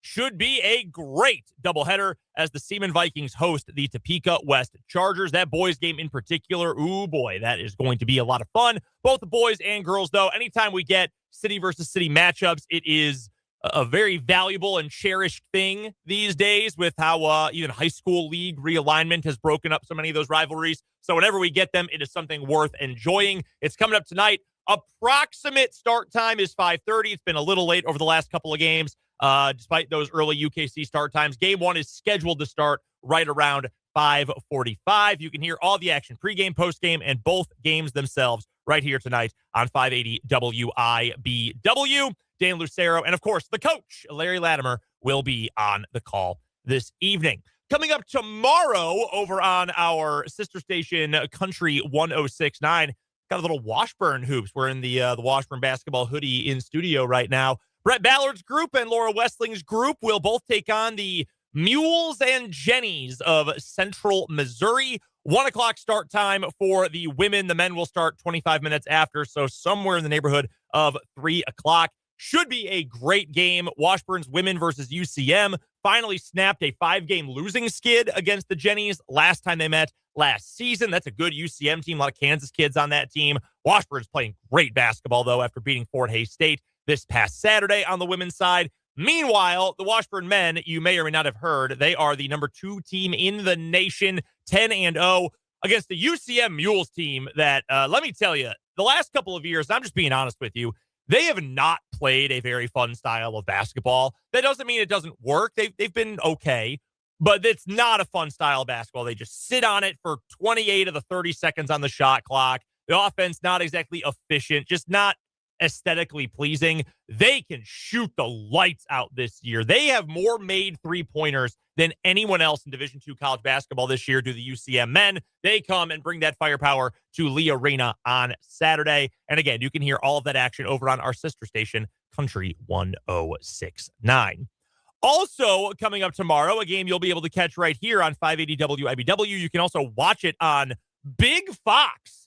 The big stick for Fox is going to be carrying Kansas State at Creighton. So K-State, as we know, has been a disappointment so far this year. 6-4 on the season. It finally snapped that 4-game losing skid, which included a 1-point loss to Nebraska, down 17 to Indiana, down 16 to Bowling Green, and 11 to Seton Hall. 4 losses in a row, 3 by double figures, with 2 of those at home. They beat the absolute tar out of Mississippi Valley State earlier this week. Yeah, they did. 59-point win over the team that, according to Ken Pom, is quite literally, once again, the worst in all of Division I basketball. Creighton has also been a significant disappointment so far this year. Creighton's been a really good program for a long time, but they on the year are only 5-4. They also, I'm going to pull things up here, they're 4-0 at home at Chi Health Arena, but they've lost by 27 to a Gonzaga team that's awesome. Lost to Baylor, lost to Iowa State, who's also really good. They also lost to Nebraska, although they lost by 21. K-State only lost that game by a single point. Creighton's used to saying, hey, we should be near the top of the Big East. Right now, they are down near the bottom of the Big East in terms of overall record. I have a feeling I know the answer here, but do you feel any better about this Cats team after you saw them disembowel Mississippi Valley State this week? Well, on these airwaves on Monday, I said I wouldn't be impressed if they didn't win and score 100 and give up under 60, somewhere along those lines. I think I gave out like a rate, if it wasn't close to like 110 to 60 or something. I think that might have been the range of score I gave out. Mm-hmm. I mean, they did what they were supposed to do. Yeah. And this Creighton team is struggling. And you lost to Nebraska by one. They lost to Nebraska by 21. I think you should go up and you should be able to beat them by 15. Double digits. Should be a double-digit win tomorrow for K-State. I am not quite. So that's more about how Creighton has been disappointing this year too. Yeah. I mean, if they win, it'll be good. I'll be very impressed if they win by double digits. So, I mean, I agree. I would be very impressed if they were able to do that. But if they lose, we're right back where I was a week ago. K-State currently ranks 79th, according to Ken Palm. That's below Yale, for what it's worth. Creighton, despite all their disappointments, is still 65th. Have you seen a spread for this game? I would assume it's out by now. It's under 24 hours till game time. I have not. I think K-State can win this game. Are they going to play confidently on offense? Is PJ Haggerty going to play confidently on offense? Because they need him to score. That is paramount. He has to be a major scoring threat. Prairie Band does not have this line. Maybe some other books do. They need him to be great. They need him because right now, if he is not contributing a ton offensively, they just don't have enough. In theory, and I'll say Creighton's it, favored by 3.5, Creighton according to whatever ESPN.com uses. Okay, 3.5. You said? Yes. I think they're DraftKings is who that sports book is. That sounds about right. Just looking off the raw numbers here, again, according to Ken Palm, it's a difference of about 12.99. Yeah, it's a difference of just over 2 points in their overall efficiency rating. So, yeah, 3.5 at home. You factor that in. That sounds about right. You just don't have the depth right now, if you're K-State, to be able to win you didn't have the depth to beat Bowling Green when PJ Haggerty had a bad night. So you're at a point now, and I hope that he did gain back some of his confidence by dropping 28 in that monstrous win over Mississippi Valley State. And I said this on Friday's show last week, a week ago today. That's not the kind of game that on its own can fix your season or can turn around your season. But sometimes, and we've all heard this, you need to see the ball go in. You need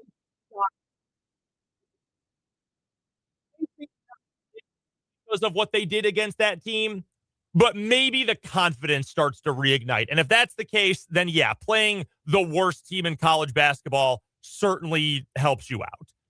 I don't know that I would pick K-State, but I wouldn't pick either of these teams. Both these teams kind of stink. Yeah. So I don't feel very confident, but that does tell me that, yes, there is absolutely a chance K-State can win this game. I'm just not especially confident in it. By the way, Mississippi Valley State is not one of the, I believe, 2 teams that is still winless in the country. Gardner-Webb is 0-11. South Carolina State is 0-10. Mississippi Valley State is 1-9. Can you name the team they beat? No. It's very funny. I believe. Oh, is it something women's college? I believe it is the Mississippi College for Women. Yeah. Yes, they beat them 97-61. Chat last week. Yeah. On Monday. It's not a women's team. There are men who are. I think it's something like 20% of their student body is men. But yeah, it's not great for the old Delta Devils right now. Feel a little bad for that program. Meanwhile, KU is also in action coming up this week. KU's taking on NC State. Nice layoff for KU. Played on Sunday and now getting to take on, getting the whole week, finals week off essentially before taking on North Carolina State. This is an NC State team that over the offseason did a whole lot of portaling and a whole lot of spending to build in the portal. The most notable name of the bunch is, and I got to make sure I get his first name right. Yeah, Darian Williams. Almost called him Darren. Darian Williams, who was at Texas Tech. KU recruited him heavily. You remember on this very program, we all talked about it plenty alongside our guy Michael Swain of Fog.net during Jayhawk Weekly about, what if they add Darian Williams? Imagine him and that talent paired up with Darren Peterson and what that could be. Oh my gosh, he's the missing piece. He's the missing piece. Well, he's scored decently this year at just under 16 points a game, but I don't think even the biggest diehard Homer NC State fan would tell you that he's been great by any means. Just under 16 points, 5 rebounds a game. Talented player, has shot the 3 pretty well. This NC State team is still looking to find its footing overall. I think they're also 7-3 on the year. KU 7-3 as well. NC State is good. They're well coached. Say what you want about Will Wade and his foibles off the court. The man can coach some freaking basketball, and they're going to be battling for big name recruits now. They were actually trying to swing and sway Darren Peterson at the last moment to flip his commitment. Now, he was never going to do that. He was rock solid to KU from the jump pretty much. But that being said, this is a gettable, this is a team that views itself and talent-wise is getting closer to being on the level KU is on right now. The only losses for NC State this year, lost to Seton Hall, also beat K-State. Seton Hall, surprisingly good this year. They lost to Auburn and they lost to Texas. Most recently, they beat Liberty by 40 and won by 12 over UNC Asheville. Give me one key to this game, Spencer. One key that would allow KU to knock off NC State. Get Darren Peterson going. I think make sure that he's your guy. Get in the ball in advantageous situations. I would actually, similar viewpoint, but I would take that in a different direction. I think he's going to get his. Like, he'll get 17 points just by showing up on Saturday. You need someone else. Generally speaking, I always like to think, especially in college ball, but NBA this is included too. You need 3. You can have a bunch of role players, even if all 3 are not elite. You need 3 players who are going to kind of be your key go-to guys. KU's obviously got one who is the star of stars in Darren Peterson. And then I would say, you need Flory and you need, it could be Melvin Council. It could be I think you whoever need a big else. game for Flory. Okay, I think you need Flory to have another big game. Yeah, I think he proved he can have big games without Darren in, but I think if you can get those two going and they work together, great. You can have a big dynamic duo you take into conference play. Yeah, I think you just need someone, whether it's Council, whether it is Trey White, who has played phenomenally as of late, whether it is Flory Badunga, whoever it might be. You just need someone else to be that second option. Peterson's going to get his. If you can find that second guy, I think KU will be just fine. They can knock off NC State this weekend. Let me pull it up real quick. The spread for this game is, give me just 1 second. Oh my gosh, now I lost my webpage. Hold on one moment. Unbelievable. The spread right now, I actually don't see one. At least not from ESPN. For KU's game? Yeah. NC State's favored by 1.5. That's bizarre. I will be entirely honest with you on that. It is in Raleigh. Yeah. I'd take KU. I'll put my name on it. I'll say I'll take KU in this game. Close one. I think it's only 3-4 points, but I will take KU. I think it's because KU has won their own one on the road, so I think they don't have a true road sample size yet from KU, and obviously their game against Duke. That's fair. That's fair. It's hard to factor without Darren Peterson, though. No, right? you're entirely right. Entirely correct. We have to get to a quick commercial break. We'll pay a few bills. Come on back. Play some Change My Mind to wrap up this 4 o'clock hour of 580 Sports Talk.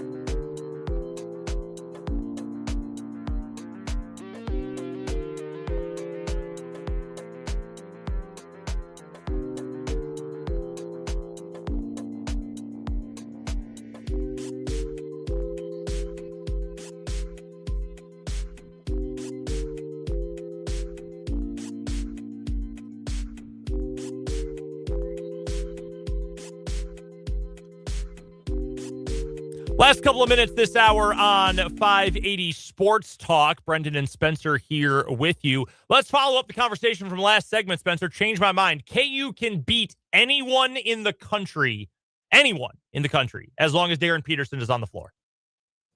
I think so.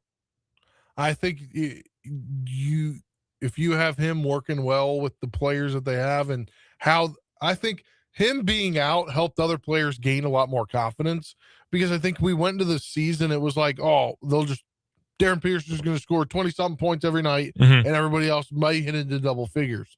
It might be top out of 15, right? But I think him being out gave other players like, hey, we can run the offense too. He can get some time off. We can all work together as a team. And now I think that's what they're going to do now is get the cohesion is going to get together. They don't need a ton offensively from the guys who aren't Darren Peterson because he is just that good. Now they need something. They need Flory to be efficient down low. And again, whether it is, Jaden Doss when he gets healthy, shooting the ball, maybe Cole Rosario figures it out at some point. Trey White is the most likely option right now. Melvin Council can score it a little bit, certainly is a capable and willing driver. Whoever it ends up being, you need something. Right now, Ken Palm's numbers have KU with the number 53 most efficient offense in the country. No other team is out of the top 30 overall. No one else is outside the top 50 in offense. KU's defense, though, is really good. And like you said last segment, Spencer, and you're totally right about this, it's hard to project future matchups with old data from KU because Darren Peterson was out for so long, and he might be the best player in the country just in terms of pure basketball talent. He'll be the number one pick next year. So with all that in mind, I do think the answer is yes. Now, would KU be favored against Iowa State right now? No, and deservedly no. Could they still beat them? Yes, absolutely. Same with Michigan, same with Gonzaga, same with Duke. Wouldn't be a favorite, but I think certainly would have the chance to beat any of those teams. We got a minute left. You have a quick change my mind for me. Change my mind. It wouldn't be a disappointment if the Chiefs won out but missed the playoffs. No, that'd be a significant disappointment. No, I think it's, look, if you have a franchise quarterback and the Chiefs have the franchise quarterback. But you think 10 wins get you in the playoffs, but unfortunately it might not this year. The Chiefs are in a position, and there are very few teams year to year who are truly Super Bowl or bust. But when you have this coach, this quarterback, this history, this much money tied up, anything short of that is a disappointment. Or at the very least, getting to the conference championship game. You're in the Final Four with all this, sure, that's totally fine. You make it to the Super Bowl, yeah, it's a win of a season no matter what. To miss the playoffs, though, even if you win a bunch of games and miss the playoffs, I think that's a major disappointment if that is indeed what happens for this Chiefs team. We've got to get to a break for the national local news and a couple of commercial breaks. We'll come on back, get you some 580 Sports Talk headlines in a shortened final hour today of 580 Sports Talk here on the Sports Voice of Kansas, 580 WIBW.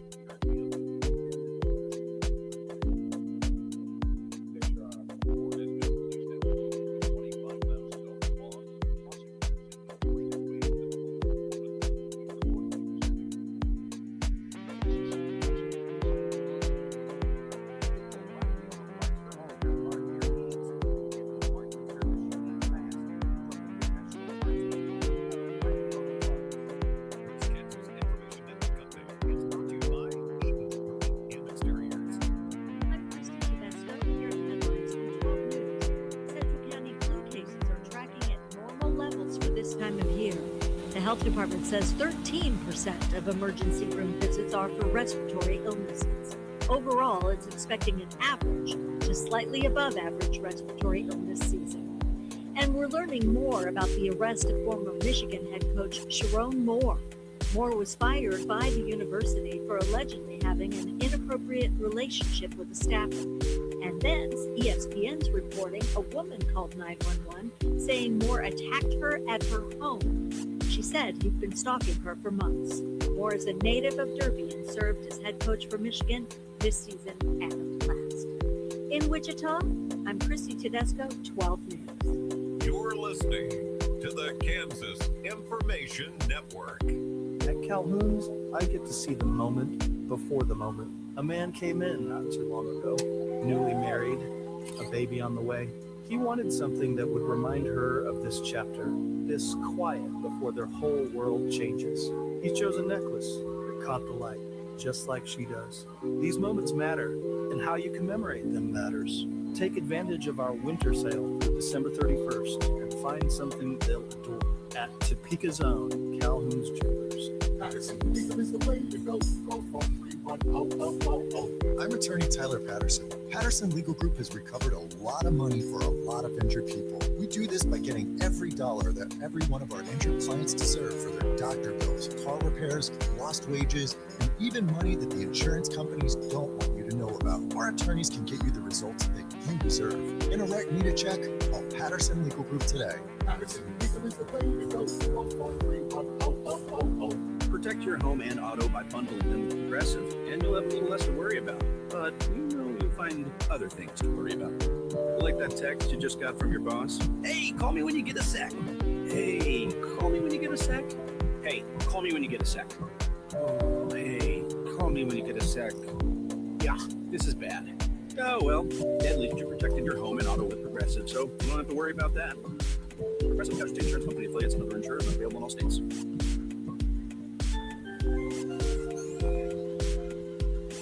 Here's your updated forecast on 580 WIBW. 39 this afternoon, under partly cloudy skies, wind out of the north, 8 to 15 miles an hour. 22 tonight. High temperatures reach up to 32 tomorrow, mainly cloudy skies expected.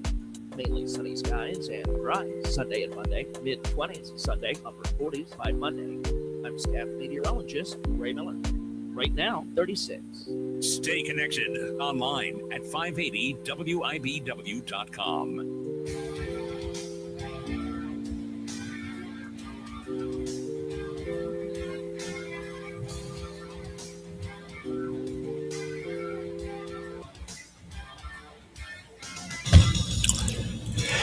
Now it is the final hour of 580 Sports Talk on a feel-good football Friday afternoon. Thanks for hanging out with us. I'm Brendan Dworzinski. On the other side of the glass, it's my partner Spencer Dupuis. Dan Lucero is getting set up at Viking Gymnasium right inside of Seaman High School, where tonight we've got the 580 Preps High School Basketball Game of the Week, brought to you by Arrow Exteriors. Seaman versus Topeka West, United Kansas Conference matchup. A city versus city rivalry matchup.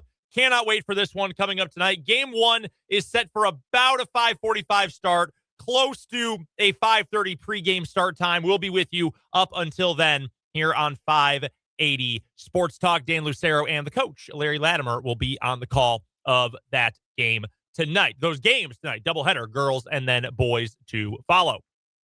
So in this final half hour, 20 minutes, 35 minutes-ish of the day, we will bring you our 580 Sports Talk headlines. We'll get to some of the big NFL games around the league coming up this weekend as well, especially the games that we will have in our viewing area. Also, some other headlines from around the world of sports. We'll get you a final word. We want to hear from you as well. That's right. This is not just our show where we're talking at you. I'm speaking for all of us here, want you to be a part of the program as well. There's a couple very easy ways to do that. You can send us a text. The text line number, you've heard it for all these years, 785-272-9429. That's 785-272-WIBW for those who still use the letters on your keypad. Additionally, you can find us on YouTube. That's right. Head to youtube.com. Search 580 Sports Talk. That's 580 Sports Talk. Hit subscribe when you get to our channel. and make sure that you are hanging out, watching the video version of the show. 21 more subscribers, and we're doing karaoke. So I'm back end. I post a podcast. Mm-hmm. So I was just starting a new hour of the podcast, and I was typing in, what do we start with on the podcast? The date. Yes. I literally put my birth date. There you go. Like 1997. Almost. They're close. They're close on that one. Spencer, it is Spencer's birthday. Everyone, if you have nothing else to say, wish our guy Spencer a happy birthday, either on the text line or in the YouTube comments. We appreciate you hanging out with us today.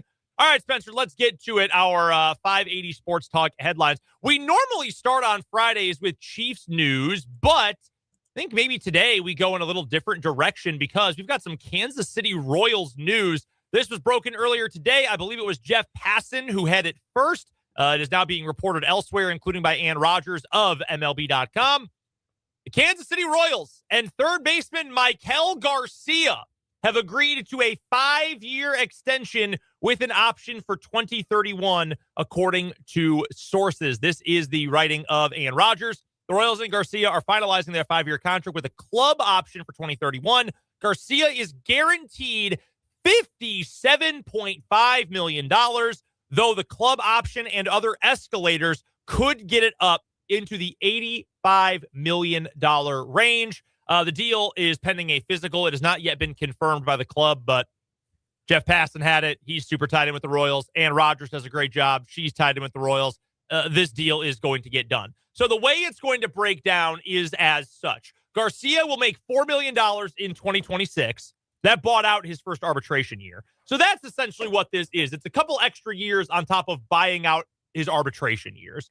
It's also rewarding him for the season and that he had last year and for the development he's come from. Yeah, these deals are good for everyone. Because it's good for Michael Garcia because, as you said, he's being rewarded. He is going to make more than he otherwise, given average progression of time, more than he would have made in all likelihood. It's locking him up long term. He's getting this money no matter what. That means they're kind of saying, we're going to keep you here. This is going to be our left side of our infield for the next 5+ years. Well, and that's where the security part comes in. Because even if in 2027 he has a terrible year, hey, you guaranteed me that 57.5. You're not going to either let me go or non-tendered or whatever in arbitration.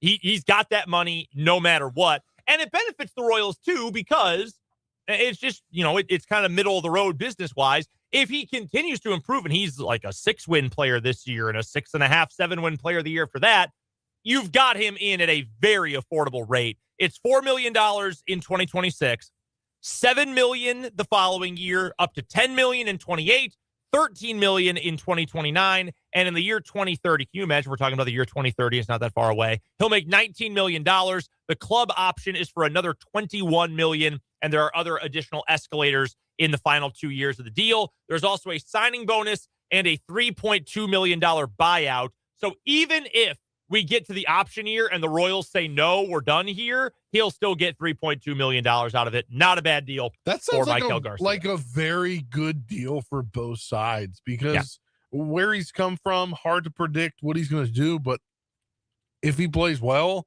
he can get up to $85 million in his contract with the incentives. That's great. Yep, first-time All-Star this year. He should have been in much earlier in the process. He was one of the last replacements. He absolutely deserved it, though. Had a monstrous year. Batted .286, .351 on base, slugged .449, 800 OPS. You'll take that, especially on this offense.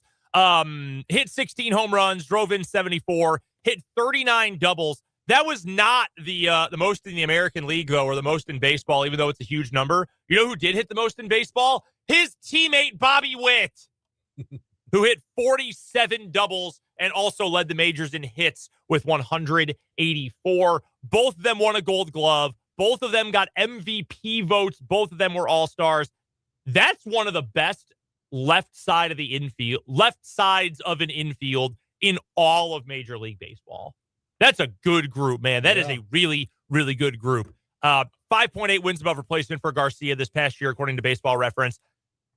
I think it's a good deal for Garcia. I think it's a good deal for the Royals. I think if you're a Royals fan, you have to love the fact that you have a homegrown guy who you have watched develop both into one of the best gloves in baseball and also into one of the better hitting third basemen in baseball with that production from a year ago. Not a ton of pop, but a really good offensive player. And he's yours long term. You don't have to worry that, in 2 years when he's got a year of control left going into his last arbitration year, we're going to ship him off to the Yankees and start all over again. No, this is the real deal. He's your guy. You have an entirely homegrown left side of the infield, both all-star caliber players. I have to imagine if you're a Royals fan, you've got to be thrilled with this news. Yeah. I'm thrilled with this because I want the Royals to have more good players. And starting here with your own homegrown guys, that's a pretty good start. We have a comment here on the YouTube. Great pickup. He grew a lot this past year. Mikel and Bobby are dangerous. Yeah, no doubt about that. No doubt about that, Tom. That's awesome. Really, really good deal today for the Kansas City Royals. I'm fascinated by Vinny Pasquantino this coming year because in theory, and Vinny's not going to cost you, what Pete Alonso got this offseason earlier this week. But if he could have another year where he drives in a bunch of runs, he had 113 RBIs, 32 home runs this year. If he has another year kind of in that category, OPS up around 800 as well, I would imagine he'll get an extension at least for a couple years on top of his team control. That's a pretty good core of your order. They trade him? Could. If you trade him, though, you need multiple major league bats back. Yeah. Like, that's the problem here. You've got a superstar. You've got another all-star. You've got a guy in Pasquantino who I think could be an all-star, is no doubt a good bat at the very least. You need depth because Drew Waters had 219 plate appearances, 400 for Isbell, who's got a good glove, but he's just not a good hitter. Caglione was a rookie. I'm willing to hand wave Caglione's season. Salvi was not great this past year at the plate. You need more depth. That is what this team needs next. I'm glad they're taking care of the top of the order, but you need more depth to be more competitive over the entire course of the season. All right, Spencer, what's your first headline for us today? Yeah, we'll get the official injury report heading into the Chiefs game against the Chargers. The Chiefs have ruled out 4 players for Sunday. One of those being Wanye Morris. Everybody expected that because earlier in the week we knew probably going to be out for the rest of the season. They have not placed him on IR yet, so that's why he is listed as out. Also, they are going to run it back with the offensive line that they had out last weekend, as Trey Smith going to be out for this one, along with Jawan Taylor. And then a surprise one, I guess Tollywood Brown is dealing with something personal. Didn't really get anything after that, but he is not going to be available for Sunday's game. And questionable for the Chiefs is Trent McDuffie with that knee injury. He did fully participate in their fast Friday practice, so good sign. It's encouraging.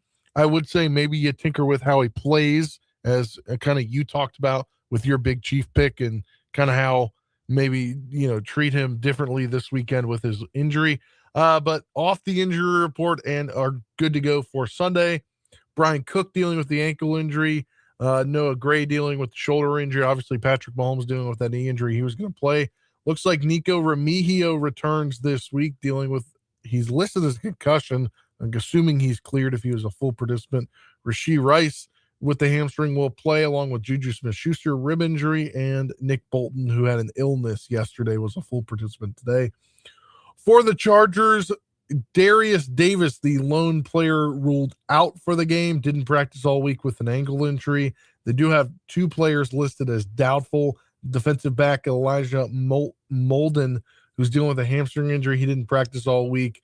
And guard tackle Trey Pipkins, dealing with an ankle injury. He did not practice all week as well. He is listed as doubtful. Questionable for the game is Trey Dye, the linebacker. He was limited today after not practicing Wednesday and Thursday, dealing with a hip injury.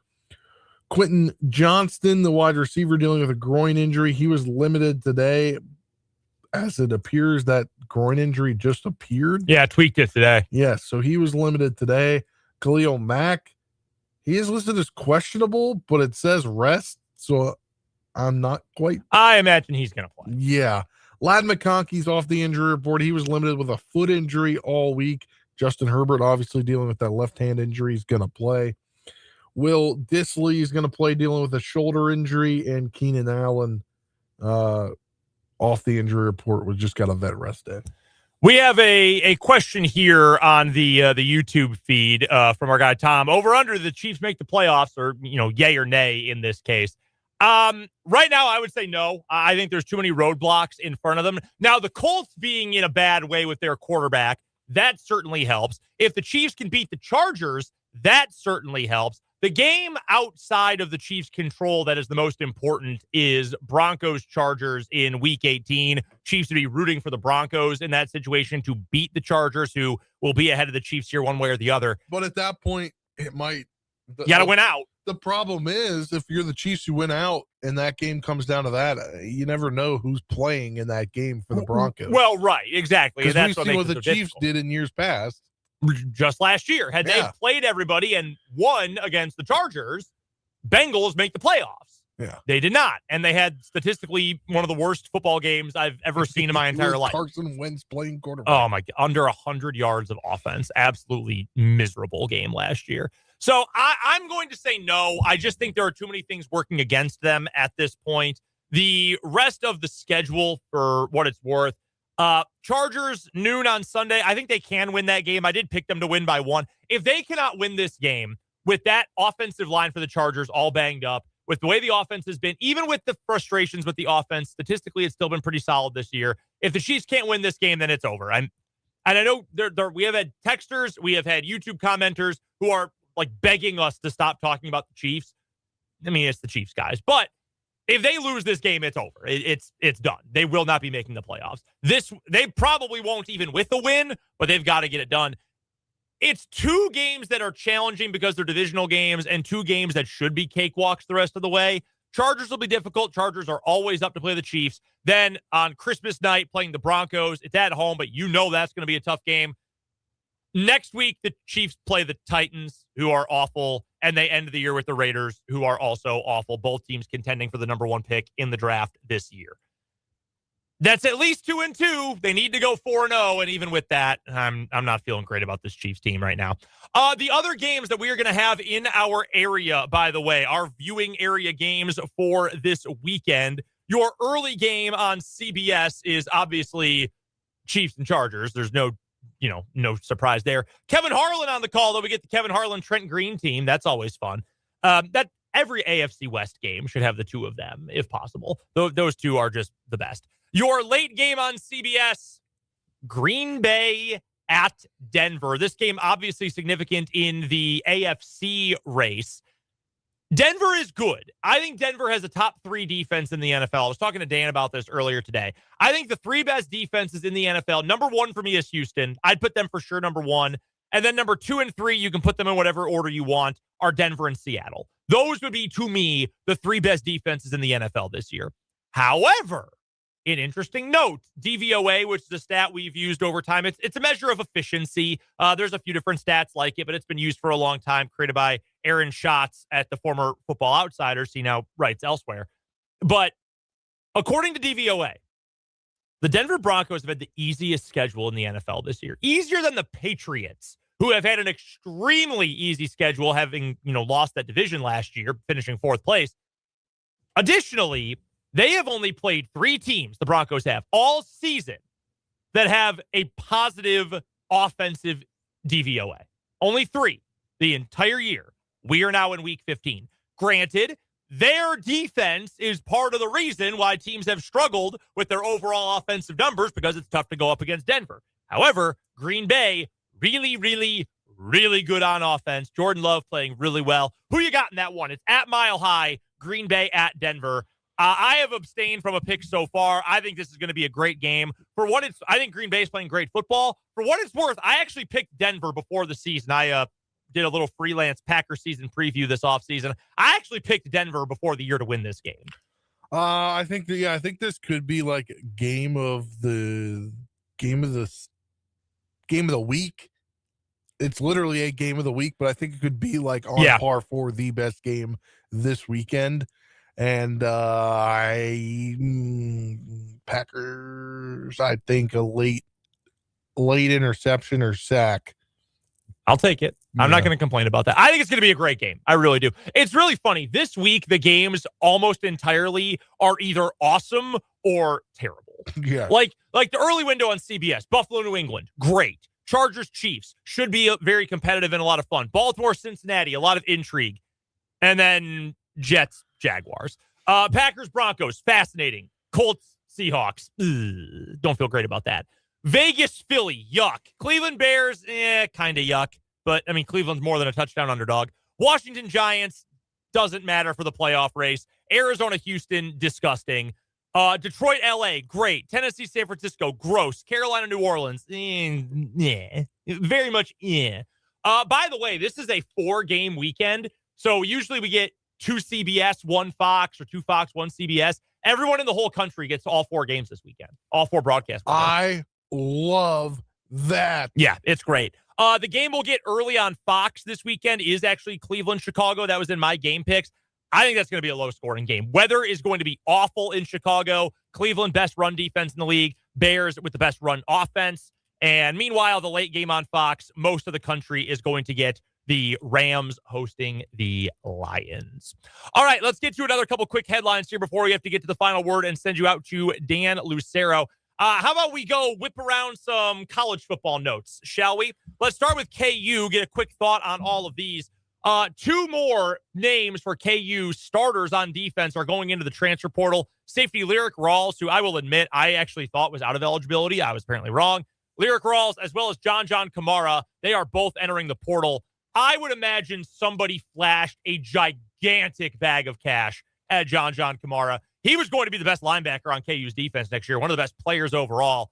Losing him sucks. That really, really sucks. I don't really have any other way to put it. Additionally, Jalen Daniels is the winner of the 16th annual Pop Warner Little Scholars College Football Award. This is a combination on-field greatness, off-field greatness, and contribution award. So congratulations to Jalen Daniels for that. Jalen was also a finalist for the William V. Campbell Trophy, which is also known as the Academic Heisman. I actually love this other note. Former K-State defensive backs coach Van Malone has been named the head coach of Hampton, which is an HBCU. It is in the FCS ranks. I actually think that's a great job for Van Malone.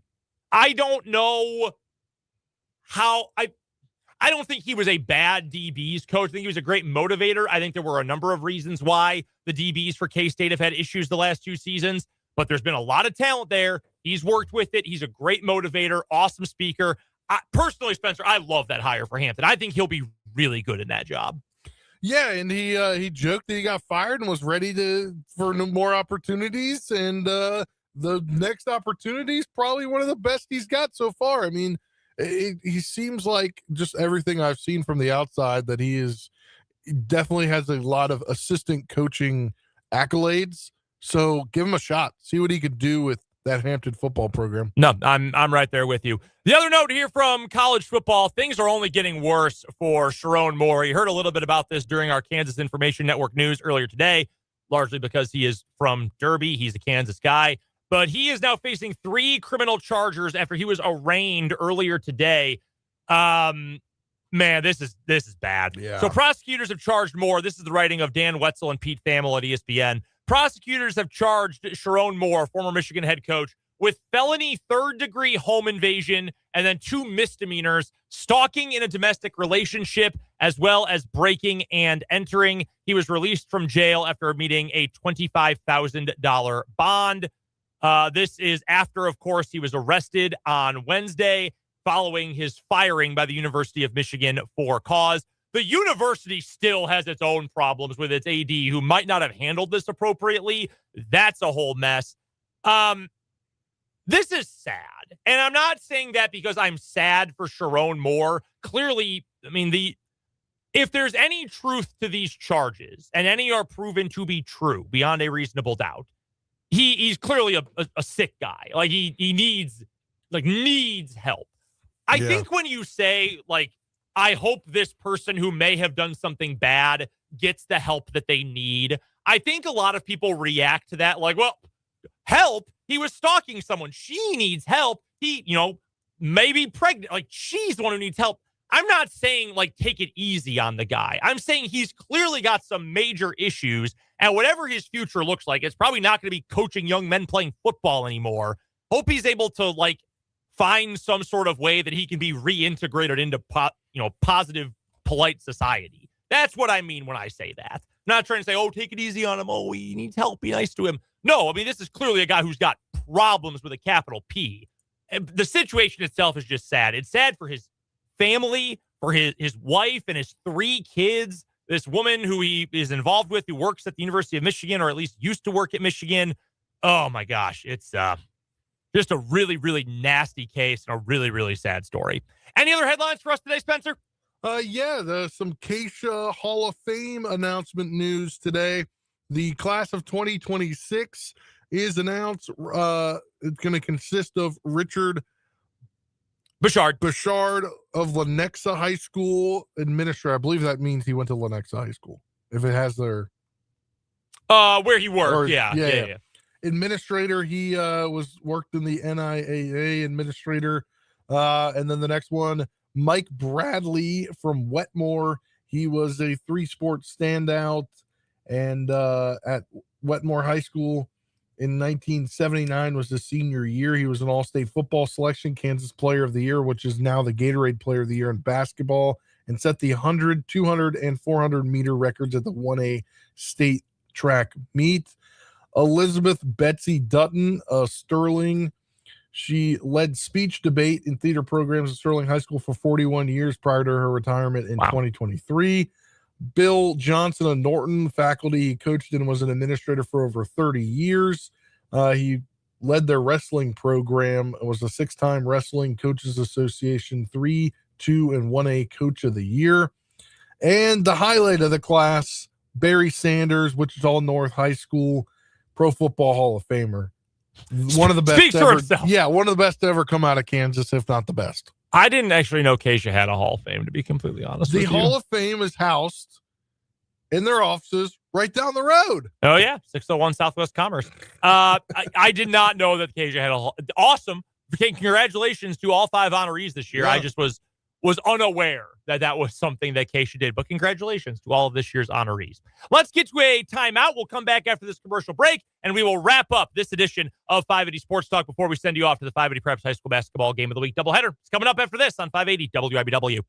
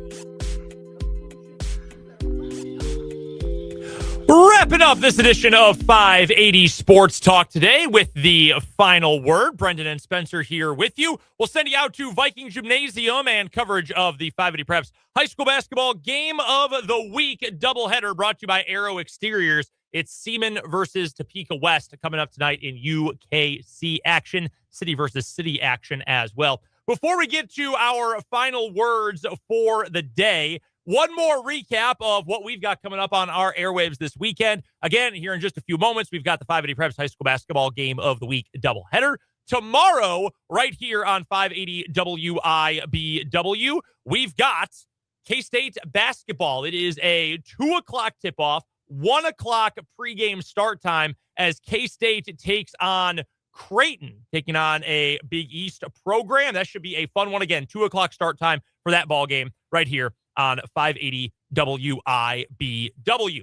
Additionally, coming up tomorrow over on our sister station, Country 1069, we've got Washburn basketball as the Washburn women receiving votes in the top 25 this week. They will take on the Jennies of Central Missouri, and then it will be the men's game.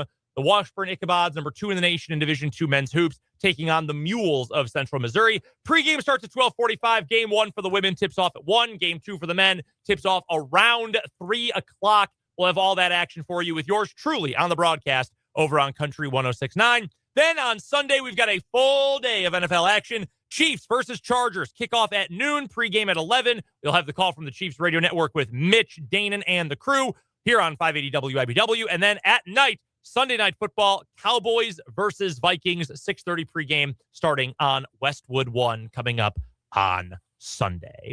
All right, Spencer Dupuis, big weekend coming up, big celebration. Spencer was telling us earlier that they're going out, they're partying, might have some acrobatic dancers show up to the house. No, it's just a chill night. Oh, you told me it's pizza and a movie. What's the movie going to be? I don't know yet. Okay. Haven't gotten there yet. I love it. The older you get, the less it's about making plans for your birthday and more just like. It's probably going to be about 30 minutes spent between Hulu, Netflix, Prime Video, Paramount Plus, just what looks interesting. Your cohabitator disagrees with you, by the way. She says it's news to you that this is the plan for tonight. What? We have one Olivia in the YouTube comments saying this is news to me. Well, she picked up the pizza, so at least part of it's happening. Hey, man, pizza sounds good to me. I don't know about you, but that sounds darn good to me. All right, buddy, what's your final word for this weekend? Final word for me, I think this is do or die for the Chiefs. We say it every week, but this is literally do or die this weekend.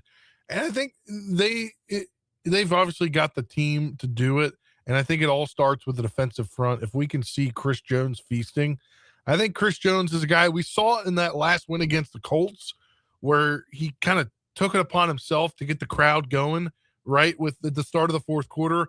I think he can also be a guy that gets the team going. I think Chris Jones, George Karlaftis both have great days. I think the rest of the team does.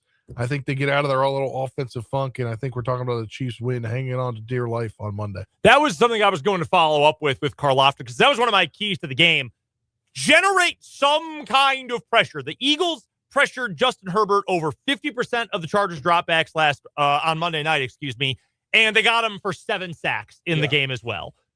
The Chiefs have really struggled to get after the quarterback this year. Chris Jones is in a very up and down year, although coming off of his best game of the season on Sunday night. Anyone along with Chris Jones needs to factor in here. Is Karlaftis your best bet to be that secondary pass rush option? Because I would agree. Yeah. I think he's finally gotten figured out how to play with the big old thing on his hand. Club on his hand. That's the word I was looking for. And I think he's finally able to use it to his advantage. Because I think when you have guys like that, they might not necessarily know how to play correctly with one of those things on. Like, you got to use certain things to your advantage. There's no doubt about that. Real quick, by the way, remind us your final score prediction and your big Chief. Final score that I have the Chiefs winning, 21-17 with none other than Chris Jones. Yeah, I think that's pretty fair. I almost went with Jones as well. We picked 3 defensive guys this week. We did, yeah. Dan went with George Karlaftis. He's got the Chiefs by 6. I've got a 1-point game. I've got Chiefs 21, Chargers 20. I went with Jalen Watson. I know Dan shared the stat earlier. I imagine he'll see a lot of Keenan Allen in this game, probably more than Trent McDuffie will, assuming McDuffie is able to go. I figure he will be.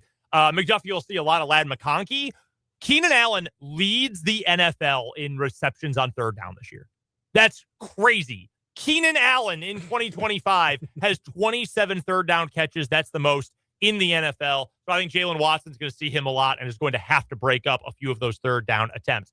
I'm also going with the Chiefs for my final word of the day today.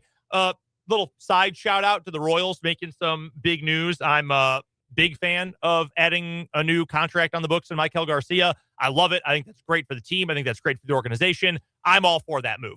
Meanwhile, what I wanted to say about the Chiefs. We just answered the question, and Tom in the YouTube comments asked it a little bit earlier. Do we think the Chiefs are going to make the playoffs? At this point, no, I do not. However, what is more important? Just accepting, that's it. That's what's going to happen, or putting forth some effort, putting forth some fight the rest of the season. I want to see this team battle. I want to see this team fight. Spencer, you asked me earlier during Change My Mind, would it be a disappointment or not if the Chiefs win out but still miss the playoffs even with 10 wins? This would soften the blow a little bit. If this team is able to truly battle and fight and make it to Week 18, still with a chance to make the postseason. That won't make everything better, but it would certainly help in this area for the Kansas City Chiefs, and I do hope that is what we see coming up this weekend. Chiefs football on Sunday. We got K-State and Washburn basketball tomorrow. High school hoops coming up next as we wrap up this edition of 580 Sports Talk. For Dan, for Spencer, I'm Brendan. Happy birthday, Spencer. We'll see y'all on Monday at 3 for another edition of 580 Sports Talk. Quick commercial break, then we're off to Viking Gymnasium for the 580 Preps High School Basketball Game of the Week.